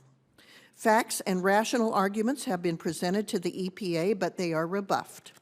For this administration, ideology wins at all costs. And the costs will be great, as gas and coal-fired power plants account for around 60% of our nation's electricity at a time when EVs are going to be consuming more electricity, at a time when cloud computing is consuming more electricity, at a time when artificial intelligence will be consuming more electricity. The state of Wyoming abounds with resources to fuel our nation's current and future energy needs. Wyoming and our nation are global leaders in clean energy. So it's absolutely surreal to see the EPA devastate energy production even as energy demands increase for more data centers, artificial intelligence, and your own EV mandates. The Supreme Court ruled against the EPA for overstepping its authority on the first Clean Power Plan, and rightly so, because Congress did not grant the EPA sweeping authority to regulate the nation's generation and uses of electricity. So left unchecked, the EPA has the power to destroy livelihoods, annihilate jobs, and wreck the economy. And evidently, that is your agenda. You said so yourself, stating that when, and now I'm quoting, when you get an expedited facility retirement, that's the best tool for reducing greenhouse gas emissions. I join many of my colleagues in anticipation that this attack on energy is overturned again by the Supreme Court. Now, the EPA also just finalized rules to force a transition to electric vehicles.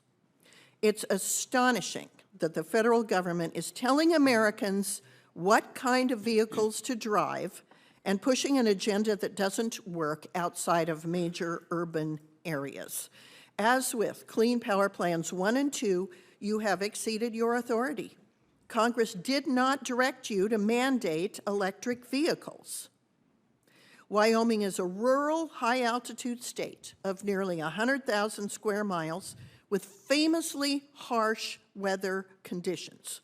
People in Wyoming frequently drive long distances. My ranch and my farm are 400 miles apart, and yet they're still in Wyoming. Their livelihoods depend on affordable, reliable vehicles, and that means a gas or diesel-powered car or truck or natural gas. The average EV is over $10,000 more expensive than the average gas-powered car. And they don't work at altitude. They don't work when it's that cold. And they don't work when you can't get them charged because there are no charging stations. Judging by the numbers, Americans don't want EVs. EV sales are around 6 or 7%, and dealerships are saying to pump the brakes on electric vehicles. For the good of the country, pull the plug on this mandate. Lastly, and I'm just scratching the surface on the EPA's overreach, I will mention PFAS. All of us value clean drinking water. That is not the issue. The EPA's regulatory approach through CERCLA was flawed from the beginning and leaves innocent parties vulnerable for the cost liabilities. And I'll tell you, and I know my time's running out, Justice and fairness dictate that we seek a polluter pays approach. Instead, EPA's place the financial burden on little passive receivers like water utilities, industries, and people who did not create the PFAS substances. You would force rural water providers and ratepayers to bear those costs, and they're already feeling the squeeze from the economy and other federal mandates. In closing, Administrator Regan, I urge you to consider the real-world individual and cumulative impacts of these regulations. By any reasonable standard within constitutional representative government, these go too far. And, Mr. Chairman, I yield back. Thanks for letting me unload. Well, there's not much to yield back. We've been visited by a lot of young people in the audience here today, Mr. Administrator, and great to see all of them. They have probably the biggest stake in what we're talking about here today. Are we going to have a planet, or are they going to have a planet to grow up on and grow old on? And will they have the opportunity to have good jobs to support themselves and their families as the rest of us have? So we welcome all of you. And with that in mind, let me say to Senator Whitehouse, welcome. It's great to see you. Thank you, Chairman. Welcome, Administrator. What time frame can you commit to for the existing power plants part of the power plant rule, the existing gas-fired power plants? Yes, we're working on that process right now, Yeah. and we've engaged our stakeholders to start that formal process. Yeah. And so we're going to move as quickly as possible. Can you commit to any endpoint at all? Well, it's too early for me to just throw out a date. So what I'd like to do is be able to provide you a date that is grounded in the facts of how the process is going to be designed and going. We have given you authority to regulate methane emissions, and we have required in the law that you use, and I'm quoting the law here, empirical data, which means that you're supposed to actually measure it, correct? Yes. That's what empirical means. Yes. Has EPA historically underestimated methane leakage from the fossil fuel sector? Not just EPA, but I think most have underestimated But methane. EPA for sure has. Yes.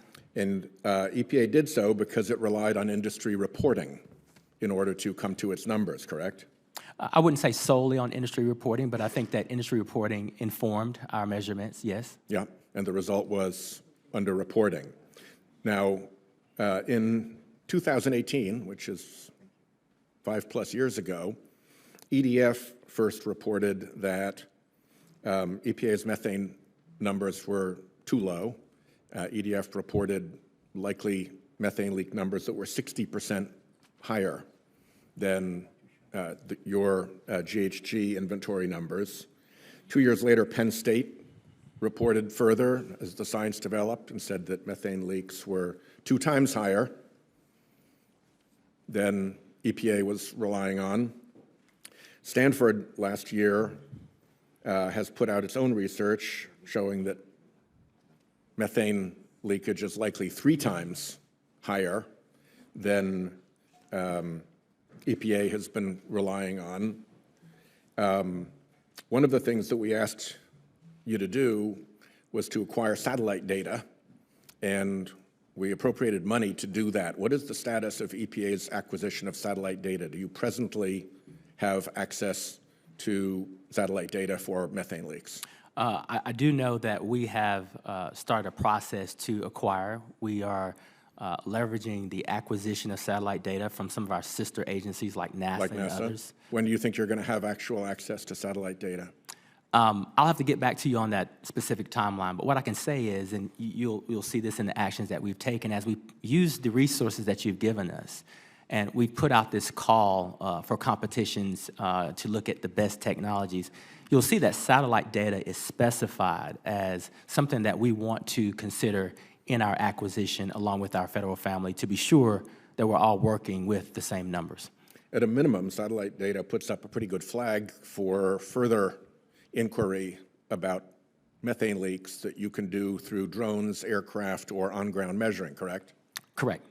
And are you currently deploying that satellite information to trigger those further investigative methods? We're looking at all the options above. Okay. Yeah, I mean, there's a point where looking at it has to end and doing it has to begin. I will say you've cited 2018, 2019, 2020. I think there were a number of years where the agency was prevented from pursuing the pursuit of climate change gases. And so with the resources that you all have appropriated since 2021 and under this administration, I will say that we have moved as aggressively as we possibly can, and we'll continue to do so.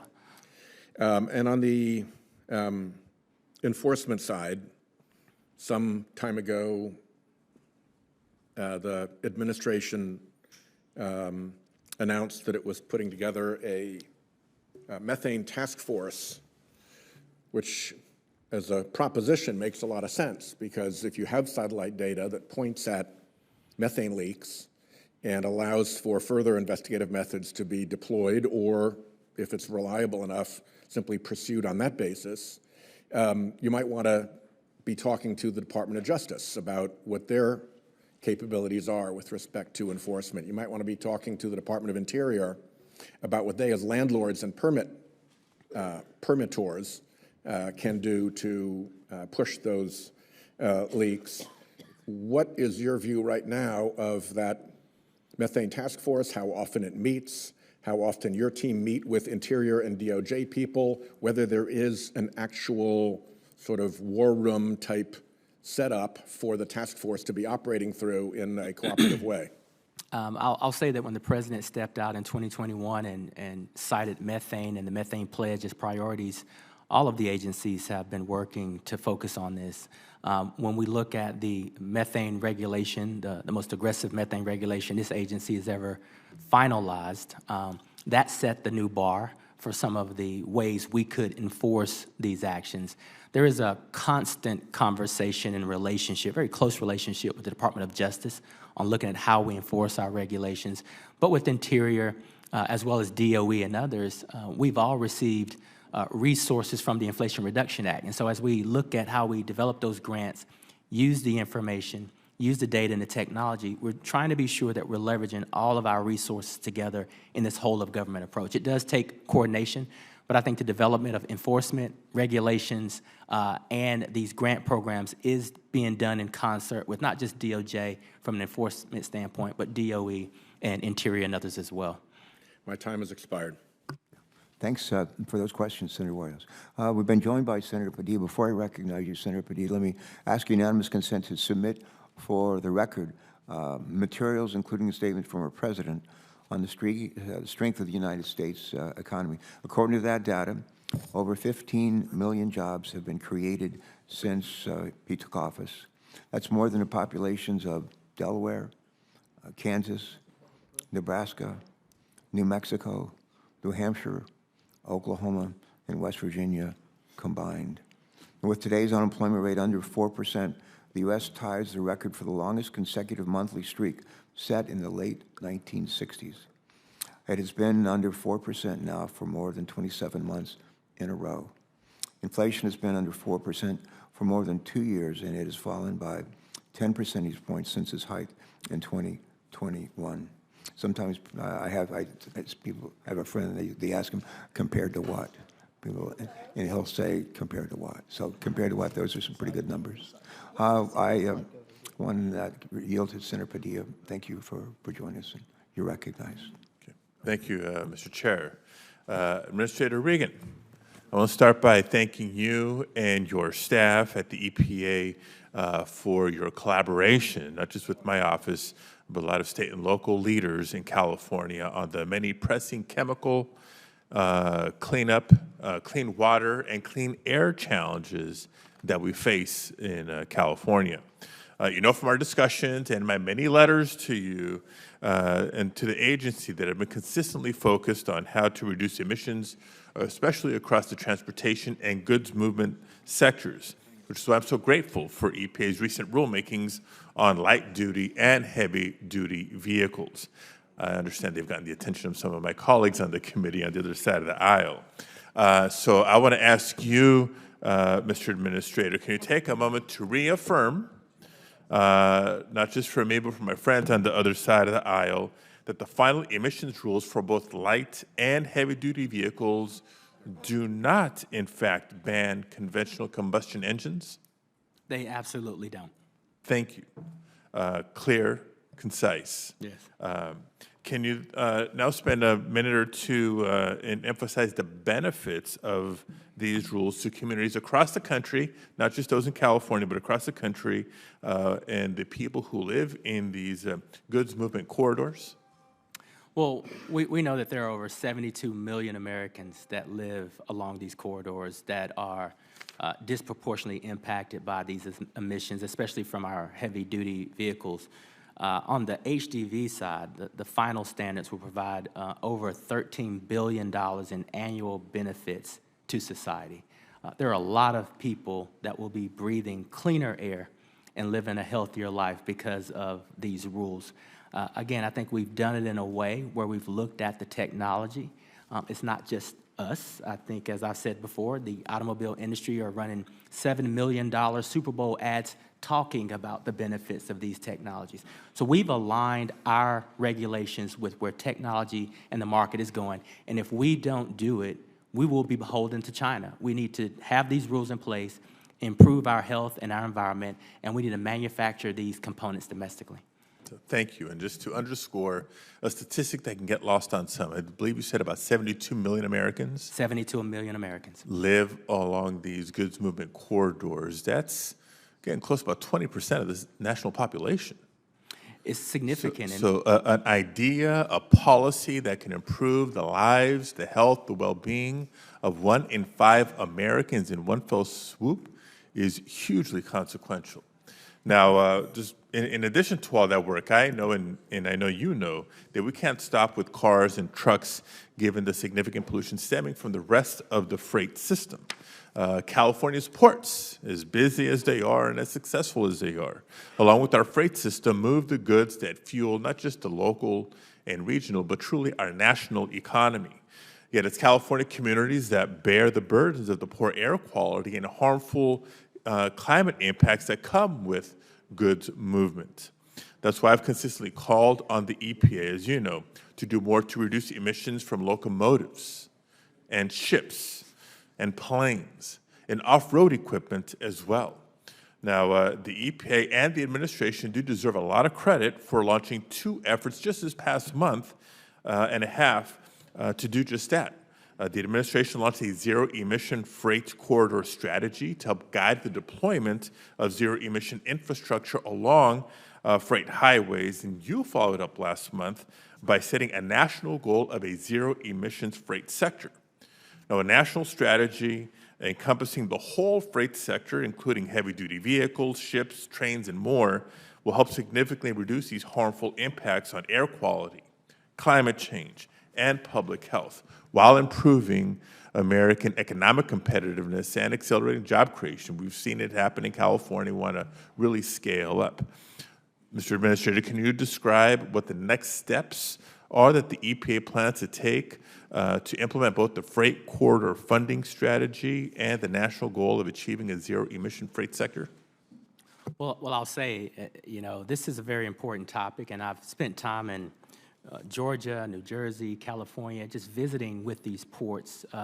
This strategy is so important, and it's important that I, along with DOT, and many in the federal family are working together with the consolidated strategy. I would say that in addition to that strategy, where we are with the next steps is thanks to your leadership and the leadership of many in this committee. We've got $3 billion in grants that we're going to begin to dedicate to these ports to invest in these technologies, in these vehicles and the likes.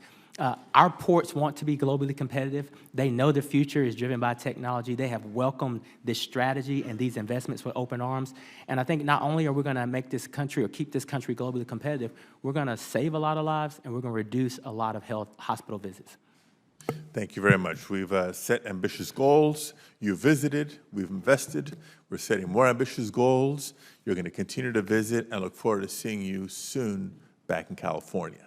Absolutely. Thank you, Mr. Chair. Thanks, Senator Perdue. We've been joined by Senator Sullivan. Before I recognize him, I just want to ask a quick question. Administrator Regan, when you were the nominee of this president, you were questioned about your willingness to visit states, not just the states that are represented here in this committee, but those who are not represented on this committee. I'd asked my staff to find out how many states you visited thus far.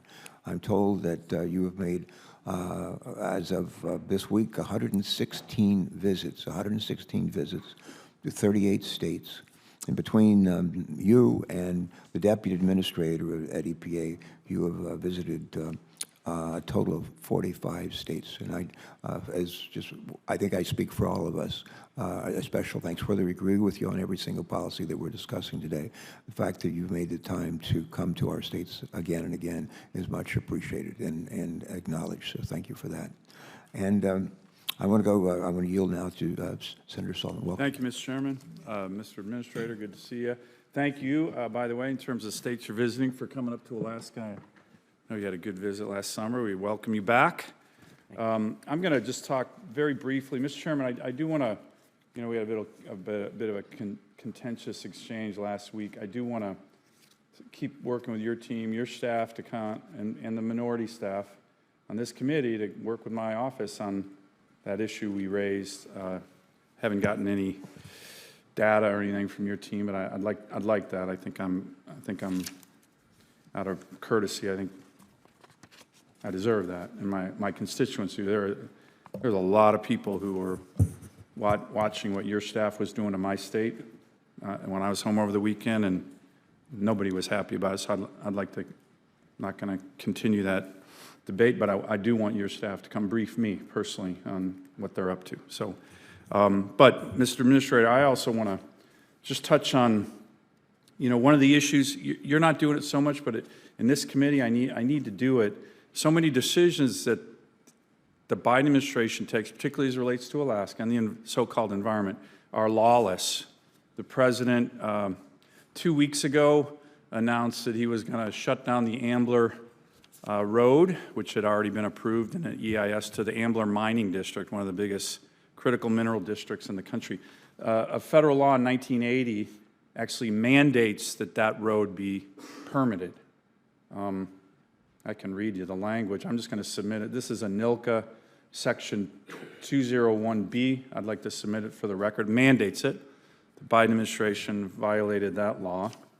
The Biden administration on ANWR, which we got done, I submitted a letter to Secretary Holland on May 2nd, 2024. I'd like to submit that to the record.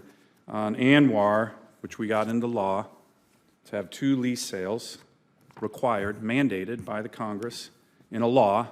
Secretary Holland just said she was going to ignore those leases, cancel them. Interestingly, there was a FOIA request, and even the Biden OMB went back to Secretary Holland saying, geez, where do you have the legal authority to do this, Madam Secretary? That's in this letter. The Biden administration is asking her, you can't do that. She's doing it. That's violating the law. And this, I'd like to submit for the record, 63 executive orders and executive actions targeting my state of Alaska, 63 from this administration, singularly focused on Alaska. Most of them are lawless. By the way, most of them hurt the indigenous population of my state. 20% of Alaska is indigenous, and so it's a little rich when I keep hearing about the focus of this administration on environmental justice, helping indigenous communities when they come after my state so much and hurt the Native people. I'm going to get to that with you, Mr. Administrator. But I do want to ask, West Virginia versus EPA. Did you read that Supreme Court case? Yes. And I can't remember, are you a lawyer? No. Okay. Thankfully. Yeah. Well, I was going to comment. There's not a lot of good lawyers in the Biden administration since they violate the law all the damn time. But I'll give you a pass on that. But with regard to agency rules, it said the agency must point to a clear congressional authorization for the power it claims. This new NEPA rule, I know it didn't come from you, Administrator, but do you think that was something that the Congress granted the administration authority to rewrite NEPA?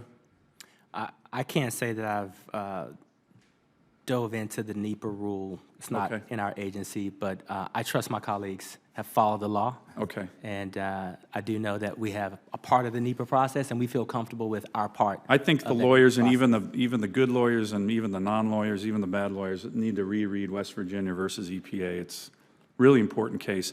But let me get to something more positive with you. I really appreciated you meeting with our Alaska Native communities, particularly on the contaminated lands issues. You know the whole history there. You and I have talked about it. We're working on it. Senator Kelly and I have legislation that we're trying to get through this committee and the WRDA bill relating to Indian tribes in Arizona, lower 48, in Alaska. We want to authorize the EPA and the Army Corps to enter into an agreement with Indian tribes and Alaska Native tribes for the purposes of compensatory mitigation for a permitted activity under the 404 program. You and I have talked about it before. I know it came up in that roundtable you had in Anchorage. Would you support that idea, Mr. Administrator, and can you work with me and Senator Kelly on that idea?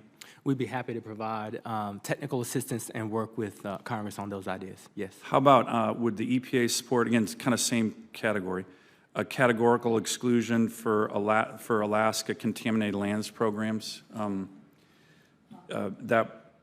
That comes under NEPA review. And maybe if that's too quick a question, I can submit that for the record, more detail to get your answer on I was it. going to say, let us dig into that. I'd love for our staffs to talk through that one. And then I know in the President's budget, there was a significant amount of money on contaminated lands cleanup. But I'll ask you, because I want to be respectful here, for the record, what other resources or authorities does the EPA need to help clean up these native lands, which, remember, the native people of Alaska got the lands from the feds, 44 million acres, and the biggest land settlement for native people probably in the history of the world. And a lot of it was contaminated. We worked together, the chairman and I, to say, well, a couple of years ago, hey, at least CERCLA doesn't apply. These Alaska Native groups can't be liable since the federal government gave them polluted land. But are there other resources or authorities you need to help cleaning up these native lands that are contaminated in Alaska? It's a top priority of mine. And I know you learned a lot about this when you were in Alaska. And again, I really appreciate you taking the time to meet with the different native groups that were impacted and, you know, do the due diligence on this really unjust situation. Yes. Administrator Regan, I'm going to ask you to be brief in your response, and then we're going to recognize Senator Fetterman. Yeah. Okay. Thank you for hosting that meeting. I think you and I and Senator Murkowski announced $150 million going towards some of this cleanup. There's more that we can tap in both Bill and IRA. We should talk about how we do Okay, I'll submit those for the record, more detailed answers. Thank you, Mr. Chairman. You bet. Senator Fetterman, welcome. Good to see you. Thanks. Thank you, Mr. Chairman. Hi. Thank you for the opportunity to talk to an expert on all of this. And I'm in Pennsylvania, and some people across the nation really doesn't know what a brownfield is. And a brownfield, would you like to give an exact definition? Yes, these brownfields are sites that have been contaminated, that are qualified for programs where we can clean these brownfields up, whether they're abandoned warehouses or gas stations that typically are blights in our communities, and we can turn them into economic engines. Yeah, absolutely, absolutely. And sometimes they can be smaller that you're referencing, or they can be really large. They can be, you know, a couple hundred acres and everything. And I'm in Western Pennsylvania, and I literally live and I'm surrounded by brownfields. And at one point last century, that was the engine that really helped shape American society and was about half of the world's steel output. And now they were abandoned and they were left really kind of to hold the bag. And the investments, the proactive kinds of investments on these brownfields have now allowed struggled communities to emerge from bankruptcy. And I literally live next door to one, the Carey Furnace site as well. And it's magnificent. And now it's actually part of it now is going to be a national historic site of steel. It's the the last standing example of that kind of a blast furnace. And those are the kind of investments that help the communities that created so much of an investment and output for the history of our nation. And that's one of my priorities here as Pennsylvania Senator is to continue that, because there's more and more sites like that in Allegheny County, of where I live. But Pennsylvania, it's a story across all of it. And you run a very large agency, and I'm not going to throw a lot at you. I just hope the one thing to take away from that is just how critical brownfield funding for Pennsylvania absolutely is. It is a lifeline for communities like Duquesne, like Braddock, like Rankin, like Swissvale, like West Homestead, Munhall, all these. And now, without those kind of investments, those fallow sites would not have had anything done for 30, 40, 50 years. Yeah.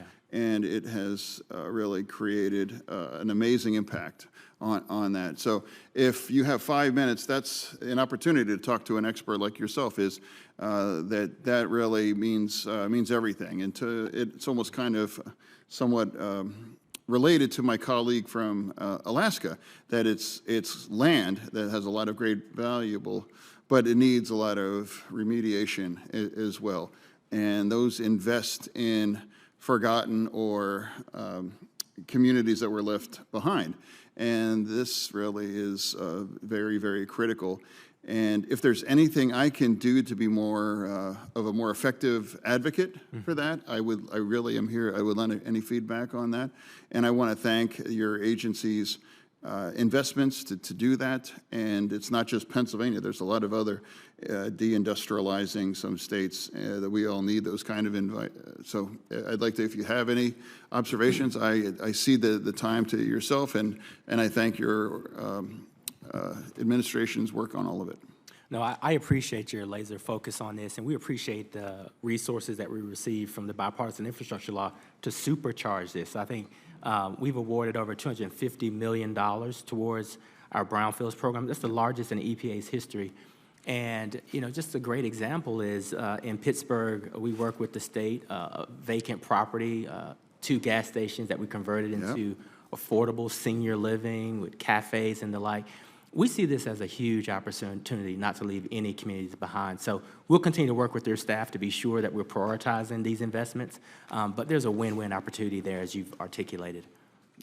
Yeah, and I have a little about 30 seconds left, and I would just more, and more, and thank you for those kind of investments. I just please, as a former mayor of one of those small communities, I cannot possibly express how critical those investments are to allow these communities to move forward, because without those kind of help, they would continue to deteriorate and certainly not ever be able to prosper and come into a new phase. Yeah. So thank you, Mr. Chairman. Thank you. Yeah. Senator Fetterman, thanks so much for joining. I think your perspective, I know my perspective as a former governor, informs me in the work that I do every day, and I'm sure your experience as a former mayor and, as, if I'm not mistaken, a lieutenant governor as well, and husband, father, all of that helps inform us for the work that we do. I have a couple of questions I want to ask. I'm going to yield to Senator Capito. After that, Senator Creamer and Senator Ricketts may be trying to come back and join us for a second round. Are you up to that? Absolutely. Okay. Do we have to pay you overtime? I hope not. All right, here we go. Like hazard pay, Chairman. Some days it might seem that way. I got a couple of questions. Let me just ask one of them. But I think you recently announced the selections of eight entities to administer some $20 billion in funding from the Greenhouse Gas Reduction Fund created in the Inflation Reduction Act. Take a minute and just explain to people who might be tuned in around the country, when we talk about the Greenhouse Gas Reduction Fund, what are we talking about? Well, we're thankful for the Greenhouse Gas Reduction Fund, $20 billion focused on ensuring that the average American can participate in the low carbon transformation, whether that be an energy efficient home or appliances, investing in those types of things. $20 billion. We worked with the Department of Treasury, HUD, those who specialize in clean energy financing, underwriting, spent some time with private equity, commercial banking, just to be sure that as we designed this program, we did it in a transparent way that demonstrated that the government could put its money where its mouth is, and if we do, can we bring hundreds of billions of dollars of private capital off the sideline? I believe we have accomplished that. We created an excellent competition that selected 8 grantees that are responsible for leveraging that capital. And we have a ton of transparency metrics and oversight built into that, and you'll notice, and it was raised earlier, that we have asked for resources in this budget to continue to do so. I try to meet as frequently as possible with our Inspector General. He's indicated that there could be a usage of additional resources there for IRA, and so we're trying to oblige that to demonstrate that we want to be as transparent as possible so that as many Americans as possible can benefit from these investments. All right, thanks. Let me ask you a question about TSCA implementation. We had a hearing here I think about a year ago with respect to the implementation of TSCA legislation that a number of us helped write, Toxic Substance Control Act, that has been in effect for a couple of years. But there was a disappointing hearing, and basically it was very clear that we have a lot of work still to do. And part of what we heard from the senior staff who was here to speak on the issue was the resources, human resources that were needed to help do the job simply weren't there. And one of the reasons why we're providing, I think the President's asking for additional resources, additional people, is in part to be able to do the work that Congress has said needs to be done with respect to the Toxic Substance Control Act. But we charged EPA with this demanding responsibility. It's also our responsibility to ensure that the EPA has the appropriate resources to implement TSCA as intended. Question: what impacts would the fiscal year 2024 funding levels have on the TSCA program? And would you please give us a sense of what EPA could accomplish if the agency received the full budget request from the President for the TSCA program, as well as maximized revenue collections through the recently updated fees rule? Yes. Well, thank you, Chairman. This is one of the ones that I scratched my head on. We received small increases to focus on TSCA in 2022 and 2023, and we more than doubled the number of chemical reviews that we were doing each month. We were really trying to honor the essence of what Congress asked us to do with TSCA. I think that with this cut, we're just going to see a slower approval of new chemistries, especially those companies that want to propel the semiconductor, automotive, and battery sectors. It's just going to gum up the system. We need the resources. We need the body to do so. Before 2016, before this TSCA revisit that you all championed, EPA was looking at about a 20% rate in these reviews. TSCA now requires that we do 100%. And so in order to keep pace with the economy and moving forward, we need to review these chemicals each and every month, and it doesn't make sense to cut that funding now. Thank you for that. I have another question or two to ask you, but I'm going to yield to Senator Capito for any questions that she has. Great, thank you. Thank you. Let me ask you, I asked you this in appropriations and mentioned it again, and then it was asked again about the Green Bank oversight accountability. Can you give me in specific detail 2 examples of accountability mechanisms the agency is developing for these final agreements? Well, yes. Specifically. There are a number. I mean, first and foremost. Just 2. Yes. First and foremost, with the Green Bank, there's a transparency aspect to this that focuses on basic transactions underwriting. It is aligned with most banking protocol. But these investments must go to recipients that can demonstrate not only a leverage of capital, but must get specific reductions from carbon or climate warming pollutants. So when we think about just the level of transparency and the process, it is very clear, it is very concise, that they are held accountable to use the resources that they are given to get certain reductions according to traditional banking approaches. So you have, I think you have, what, 20 people that are overseeing this, right, in your I believe that's, 20? yes, Yeah, about 20 individuals. So they're looking specifically at how people are enumerating carbon reduction and whether they can leverage by banking standards. Those 20, which some are term limited because that's the way IRA laid it out, were responsible for designing and connecting and creating the program. We now have to do the maintenance and the implementation. And so some of the resources we're asking for is beyond the design phase. It's really to be sure that during the implementation that's phase, what I'm worried about. we are very, very transparent. And so we've asked for resources for that. We've also asked for resources for the Inspector General's office because I see Right. them as a partner. Well, that was left out of the IRA. It was put in for Department of Energy, but not for EPA. What we at EPA want to do is be transparent and responsible That's a with the correct resources statement, that though, Congress right? has given us. Right. Let me ask you about the issue about TMDLs in West Virginia. This is a specific West Virginia. I mentioned in my opening statement, they announced the agency was entering into a consent decree with the Sierra Club to impose TMDL on 11 streams in West Virginia. Here's what the West Virginia DEP said in their statement. As the primary regulator of water quality in the state of West Virginia, the West Virginia Department of Environmental Protection is flummoxed. I love they use that word flummoxed. I don't know why I think that's sort of humorous, but anyway, they're flummoxed as to why it has been kept in the dark regarding a proposed settlement which had been months in the making. The department is even more astounded that the EPA has apparently decided, in contrast to the prior litigation and without any advance notice to the department, not to mount any kind of defense to the allegations leveled in the plaintiff's complaint. Do you agree that the agency's decision to keep West Virginia in the dark is troubling? I absolutely disagree with keeping West Virginia in the dark. In 2015, the courts stipulated to EPA and the state of West Virginia the results of that case that we contested. We have had, collectively, EPA and West Virginia since 2015 to resolve this problem, yet the agency nor West Virginia could come to a solution. We're running up against a timeline that a judge has given me, and so what our agency did was we entered into the settlement, which we are legally obligated to do, and, you know, we got your letter about extending the comment period. Which you did. We're Thank going to you. extend that, but I just have to push back. I mean, I'm a former state regulator. We would never do anything where we just ice out the state. 2015 to 2024, that's a long time.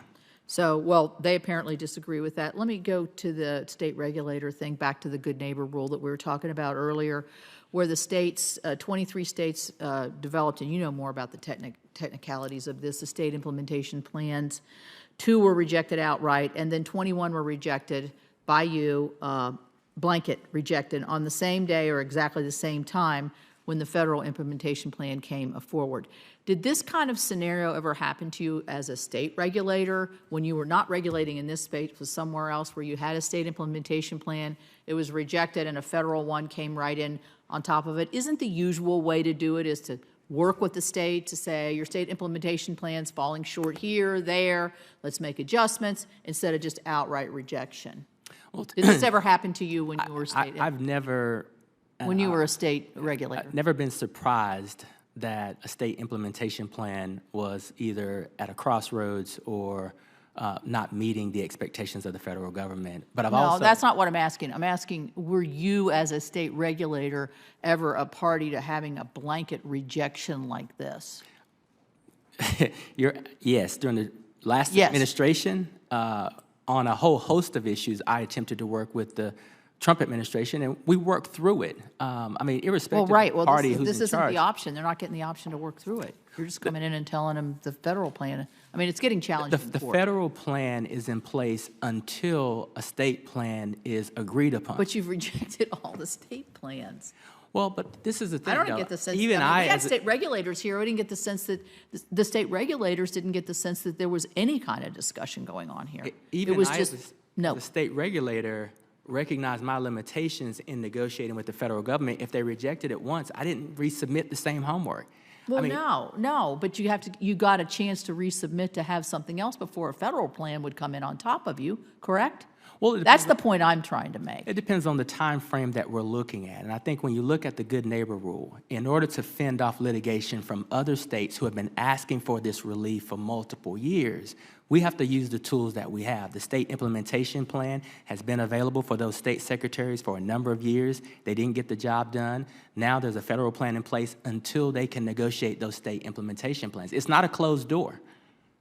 Well, it won't be, because the courts are going to come in and tell you you've overextended your authorities here, and you have to give the states the ability to do exactly what you're saying, rework their plans so that they can meet the standards that the federal government wants.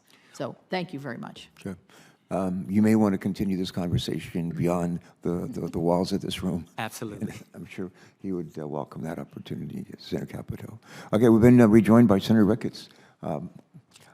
Thanks for joining. Thanks for coming back. My pleasure, Mr. Chairman. Thank you very much for allowing a second round of questions Sure, so I you can bet. continue the conversation you were just talking about. So, Administrator Regan, we talked about when I was doing the questioning earlier that when it comes to the 85 grams per mile, we're going to follow up on the current vehicles, gas, diesel, hybrids, in the 2024 model year, if any make those. So I think that, because you said you had conversations with car makers on that. You also said that we were on track with regard to charging stations, so we'll follow up on that. One of the questions I wanted to also ask you is, I presume that you do expect there to be a greater mix of both plug-in hybrids and electric vehicles to be able to make the 85-gram rule. Has your agency done any work with regard to the additional power generation that will be needed? We to have. be able to do it? Yes. So what do you project the amount of new power generation that will be required by, say, 2032 to be able to meet the demand or meet the needs of how many ever more electric vehicles or plug-in hybrids? Well, we can provide you those statistics, those details. So what about transmission lines? Have you done that as well, looked at transmission lines? We have worked in close concert with the Department of Energy, who is investing tremendously in those transmission lines. So yes, the thorough analysis of the demand, meeting that demand, reliability, we have done a thorough analysis of how all of our rules impact the grid in all of those areas, and we will be happy to provide those details to you and your staff. Okay, so but you don't know off the top of your head how much more power generation on a percent basis we're going to need? No, that's not a number I retain daily. And I presume that, again, the power generation you're talking about also takes into consideration that you've got your Clean Power Plan 2.0, which Ranking Member Capito has already talked about, is going to put constraints on coal plants, essentially putting them out of business. Natural gas plants as well is going to constrain. That your power generation plans are going to take into consideration all of that. Is that accurate? The power plant strategy, I want to be very clear, it's not a Clean Power Plan 2.0, and it's the power plant strategy that I've talked with the industry about over 2 years, and yes, it takes into account the generation and the demand, the reliability and the cost. Right. Now, I also want to get into your modeling when you're talking about how do you get to that 85 grams per mile. I believe what you model is that EVs are charged with 100% renewable energy. Is that correct? I'd have to get back to you on that. I don't know if we model it at 100% renewable energy. I mean, I don't Okay. think Do we you know would what do that. state has the highest percentage of its energy coming from renewable energy? I don't. It's Iowa. Do you know? And I presume since you didn't know it was Iowa, you don't know what percent it is either, do you?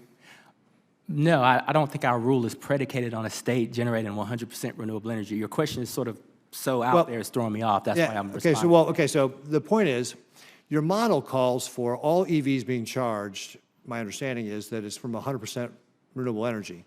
Iowa is the leading state for generating electricity from renewable energy, and it's at 60%. Nebraska actually is pretty good. I think we rank number 12. We're at 31.7%. But where you have a lot of EV use here on the East Coast, the states of Maryland, New Jersey, Delaware, Connecticut, and Pennsylvania, they're all under 5% of their electricity coming from renewable energy. And New York, they're actually doing better. They're at 7.2%. Massachusetts, and I'm sorry Senator Markey's not here because they're actually on the East Coast, one of the leaders at 16%.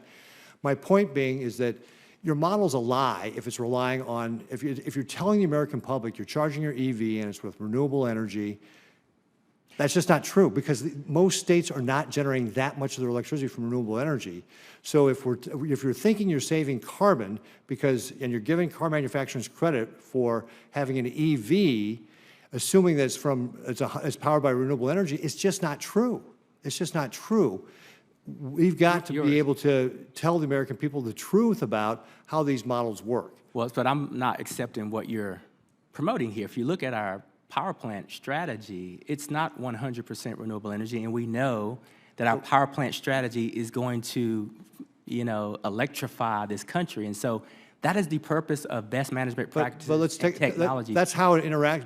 But I'm not talking about the power plant strategy. I'm talking about like charging EVs and how else do you provide power to those EVs? Right. My point is, but if you're assuming that EVs are charged by renewable energy, it's actually not true. I contest that partially true, that our model is making that assumption. Our modeling, when we look at our power generation, our power sector, and what that means in terms of affordability and reliability on the grid, and you overlay that with our cars and trucks rule, I am not aware that any of our modeling says ignore all of the generation from clean natural gas, from using hydrogen, from using CCS to create electrons that tackle the grid, and we're going to parse out and just use renewable ones. That's not the purpose of EPA. EPA sets standards to control pollution and allows for companies to choose combinations of technologies to provide cleaner power. And that cleaner power will fuel our cleaner vehicles. So the wedge issue here, which I'd love for our staffs to converse about, is the notion that all of the new electric vehicles would solely rely on renewable energy. That's the first time I've heard that. Okay, great. Second, my time's expired here, so I'm going to bear with the chairman just a moment more. But we'll follow up on this, so I won't ask you to respond back to it. But there are other cost considerations in this as far as heavier electric vehicles and, for example, guardrails or wear and tear on the roads and stuff like that. And I would like to know if the EPA has also modeled that into their cost-benefit analysis. But, Mr. Chairman, thank you very much for doing a second round of questions. I appreciate it. Glad you came back. Thanks for your thoughtful questions. We had a bunch of young people here today. There's still some young people out of the audience, but we had a bunch of young people here. And I don't know if they're in high school or college or what, but I was sitting here thinking about, like, when I was in their shoes and those, like, we didn't give much of a thought to solar energy and to the ability to meet our energy needs on solar. Didn't think much about wind either. We didn't think, people talk about fusion, but I think people are more confused about fusion than anything else. And now fusion's on the actually edge of actually happening. Senator Capito and I have been pushing hard for legislation that she's authored called the ADVANCE Act, which is against nuclear reactors. But there's a lot going on in terms to meet our energy needs. I drive an electric vehicle. I replaced a 2001 Chrysler Town & Country minivan that I drove for 20 years that had 600,000 miles on it. My wife finally said, either that minivan goes or you go. And so I said, it goes. And we actually sold it to a guy who does yards in our neighborhood. I still see it. It looks worse than it used to. But there's one of the last thing I'd say. I studied a little bit of economics at Ohio State as an undergraduate, and after I got out of the Navy, moved to Delaware, got an MBA, and I've studied a little more economics. And I'm a big believer in market forces, and we haven't talked a lot about market forces.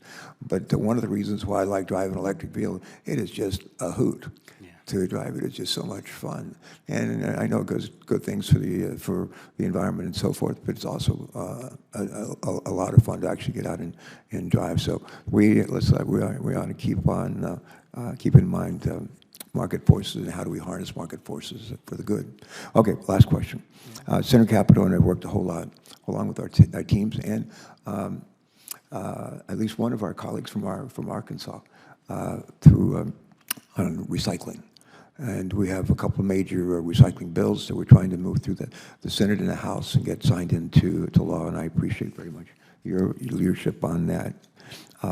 But as we've discussed many times on this committee, there are significant issues plaguing our nation's solid waste management system. I was proud to help lead the inclusion of, I think it's $275 million of funding in the bipartisan infrastructure law for the solid waste infrastructure for recycling grant program at EPA. This funding provides the agency, I believe, with about $55 million per year through fiscal year 2026 to support the establishment and expansion of recycling infrastructure. I understand that this funding is helping to implement the National Recycling Strategy, which EPA published in 2021, in addition to 2 subsequent strategies on plastics and organic waste. Here's my question. Would you, as we prepare to close out, would you please describe for us the progress that EPA has made thus far in implementing the National Recycling Strategy, and why continued funding from Congress is necessary to accomplish EPA's goal of achieving a 50% recycling rate by 2030?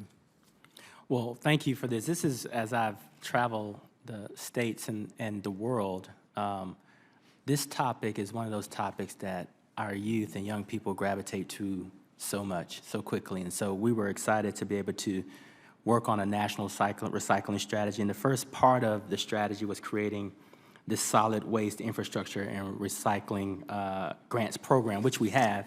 And to date, we have selected about 65 applicants. We're providing about $199 million through that. And so we're just seeing a lot of demand for these grants, and we're actually creating a market and a demand to get more and more creative and innovative ideas in place around recycling, whether that be waste, plastics, and the like. So this is a great way for us to look at this closed-loop cycle system that will benefit our economy and the environment. Okay. Before we adjourn, Senator Capito, any other questions? Yeah, I just want to thank you for being here. I know I've been a little contentious with you, but I have great respect for your work, and I think you know that. I will say, in your characterization of the new Clean Power Plan, you've emphasized stakeholders, power generators. So the National Rural Cooperatives very much vehemently oppose this plan. Jim Matheson, my former colleague from the House, is in charge of that. They provide power to over 42 million people, 92% of which live in persistently poverty areas. And he characterizes this plan as, and they characterize it on behalf of their members, because they're a membership organization, as unrealistic, unachievable, and unlawful. But thanks for coming. Thank you, Senator. Thank you, Senator Capito. And just a pleasure and a joy to be a partner with you in all these issues. And I thank you and your staff, along with the members of our own team. I've been given my staff a correction to a unanimous consent request. I'd asked, I'm not going to read the whole thing again, but the original, I want to just modify it as quickly. I will begin the unanimous consent request to submit for the record materials with a correction, including a statement from President Biden on the strength of the U.S. economy according to the data. Over 15 million jobs have been created since he took office. That's more than the population. I mentioned a number of states. With today's unemployment rate under 4%, the U.S. ties the record for the longest consecutive monthly streak set in, I think, the late 1960s. It's been under 4% for more than 27 months in a row. I think that might be a record. Inflation is down by 60% since it peaked out in June of 22. It's been less than 4% since June of 23. Now it sits at 3.5%. So that would be a revised UC request without objection. Now, a closing statement, if I could. We want to thank you, not just for showing up today, but we want to thank you for showing up ready for, not for battle, but rather just to have just a really informative and I think collegial and productive exchange of ideas. And you helped, hopefully we helped set the stage with our opening comments, and you certainly have helped as well with your thoughtful remarks. But all of us realize that leading EPA has more than a few challenges. And I want to think, Administrator, that you're providing the strong leadership we need to deliver on the priorities and the promises that we and the President have made to the American people. And as we've heard today, robust funding and experienced staff are essential for the EPA to successfully protect human health and the environment and provide greater certainty and predictability to stakeholders, including businesses. And with that in mind, I hope that our members will join me in supporting the President's FY25 budget request for EPA. A little bit of housekeeping, if I could. Senators will be allowed to submit written questions for the record through the close of business on Wednesday, May 22nd. We'll compile those questions. We'll send them to you and to your team, and would ask that you reply to us by Wednesday, June 5th. And before I adjourn this, I just want to say my sister and I were born in a coal mining town. Senator Capito knows, in West Virginia. All my dad, all my uncles, all of our uncles were in the military and served in World War II or Korea or both. I spent many years in the Navy during the Vietnam War and after. And I known a lot of service members, men and women, who had spouses who also served. And I've said to many spouses just as recently as this last weekend in Dover that when sometimes we think the person who wears the uniform in the military is the person who's serving. And oftentimes it's not just the person wearing the uniform who serves, but the person, the spouse, alongside the service member who serves. And I would just say to your family, to your wife and son, thank them for being part. And a new dog. Okay, I'm not going to go there, but that's welcome to the family. But just a real thank you to them for their service and, again, their willingness to serve you. I especially am pleased with how many states you visited, how often you visited states. You have a few that you haven't been able to make it to, but you got like 6, 7 months left for the year, and who knows after that. So you knock them out, and you'll maybe hold the record for state visits by an EPA administrator. That would be a great record to hold. Anything else, Senator? And with that, for you, I think we're done. It's a wrap. Thank you so much. With that, we're adjourned. Thanks so much. Thank you all. Thank you.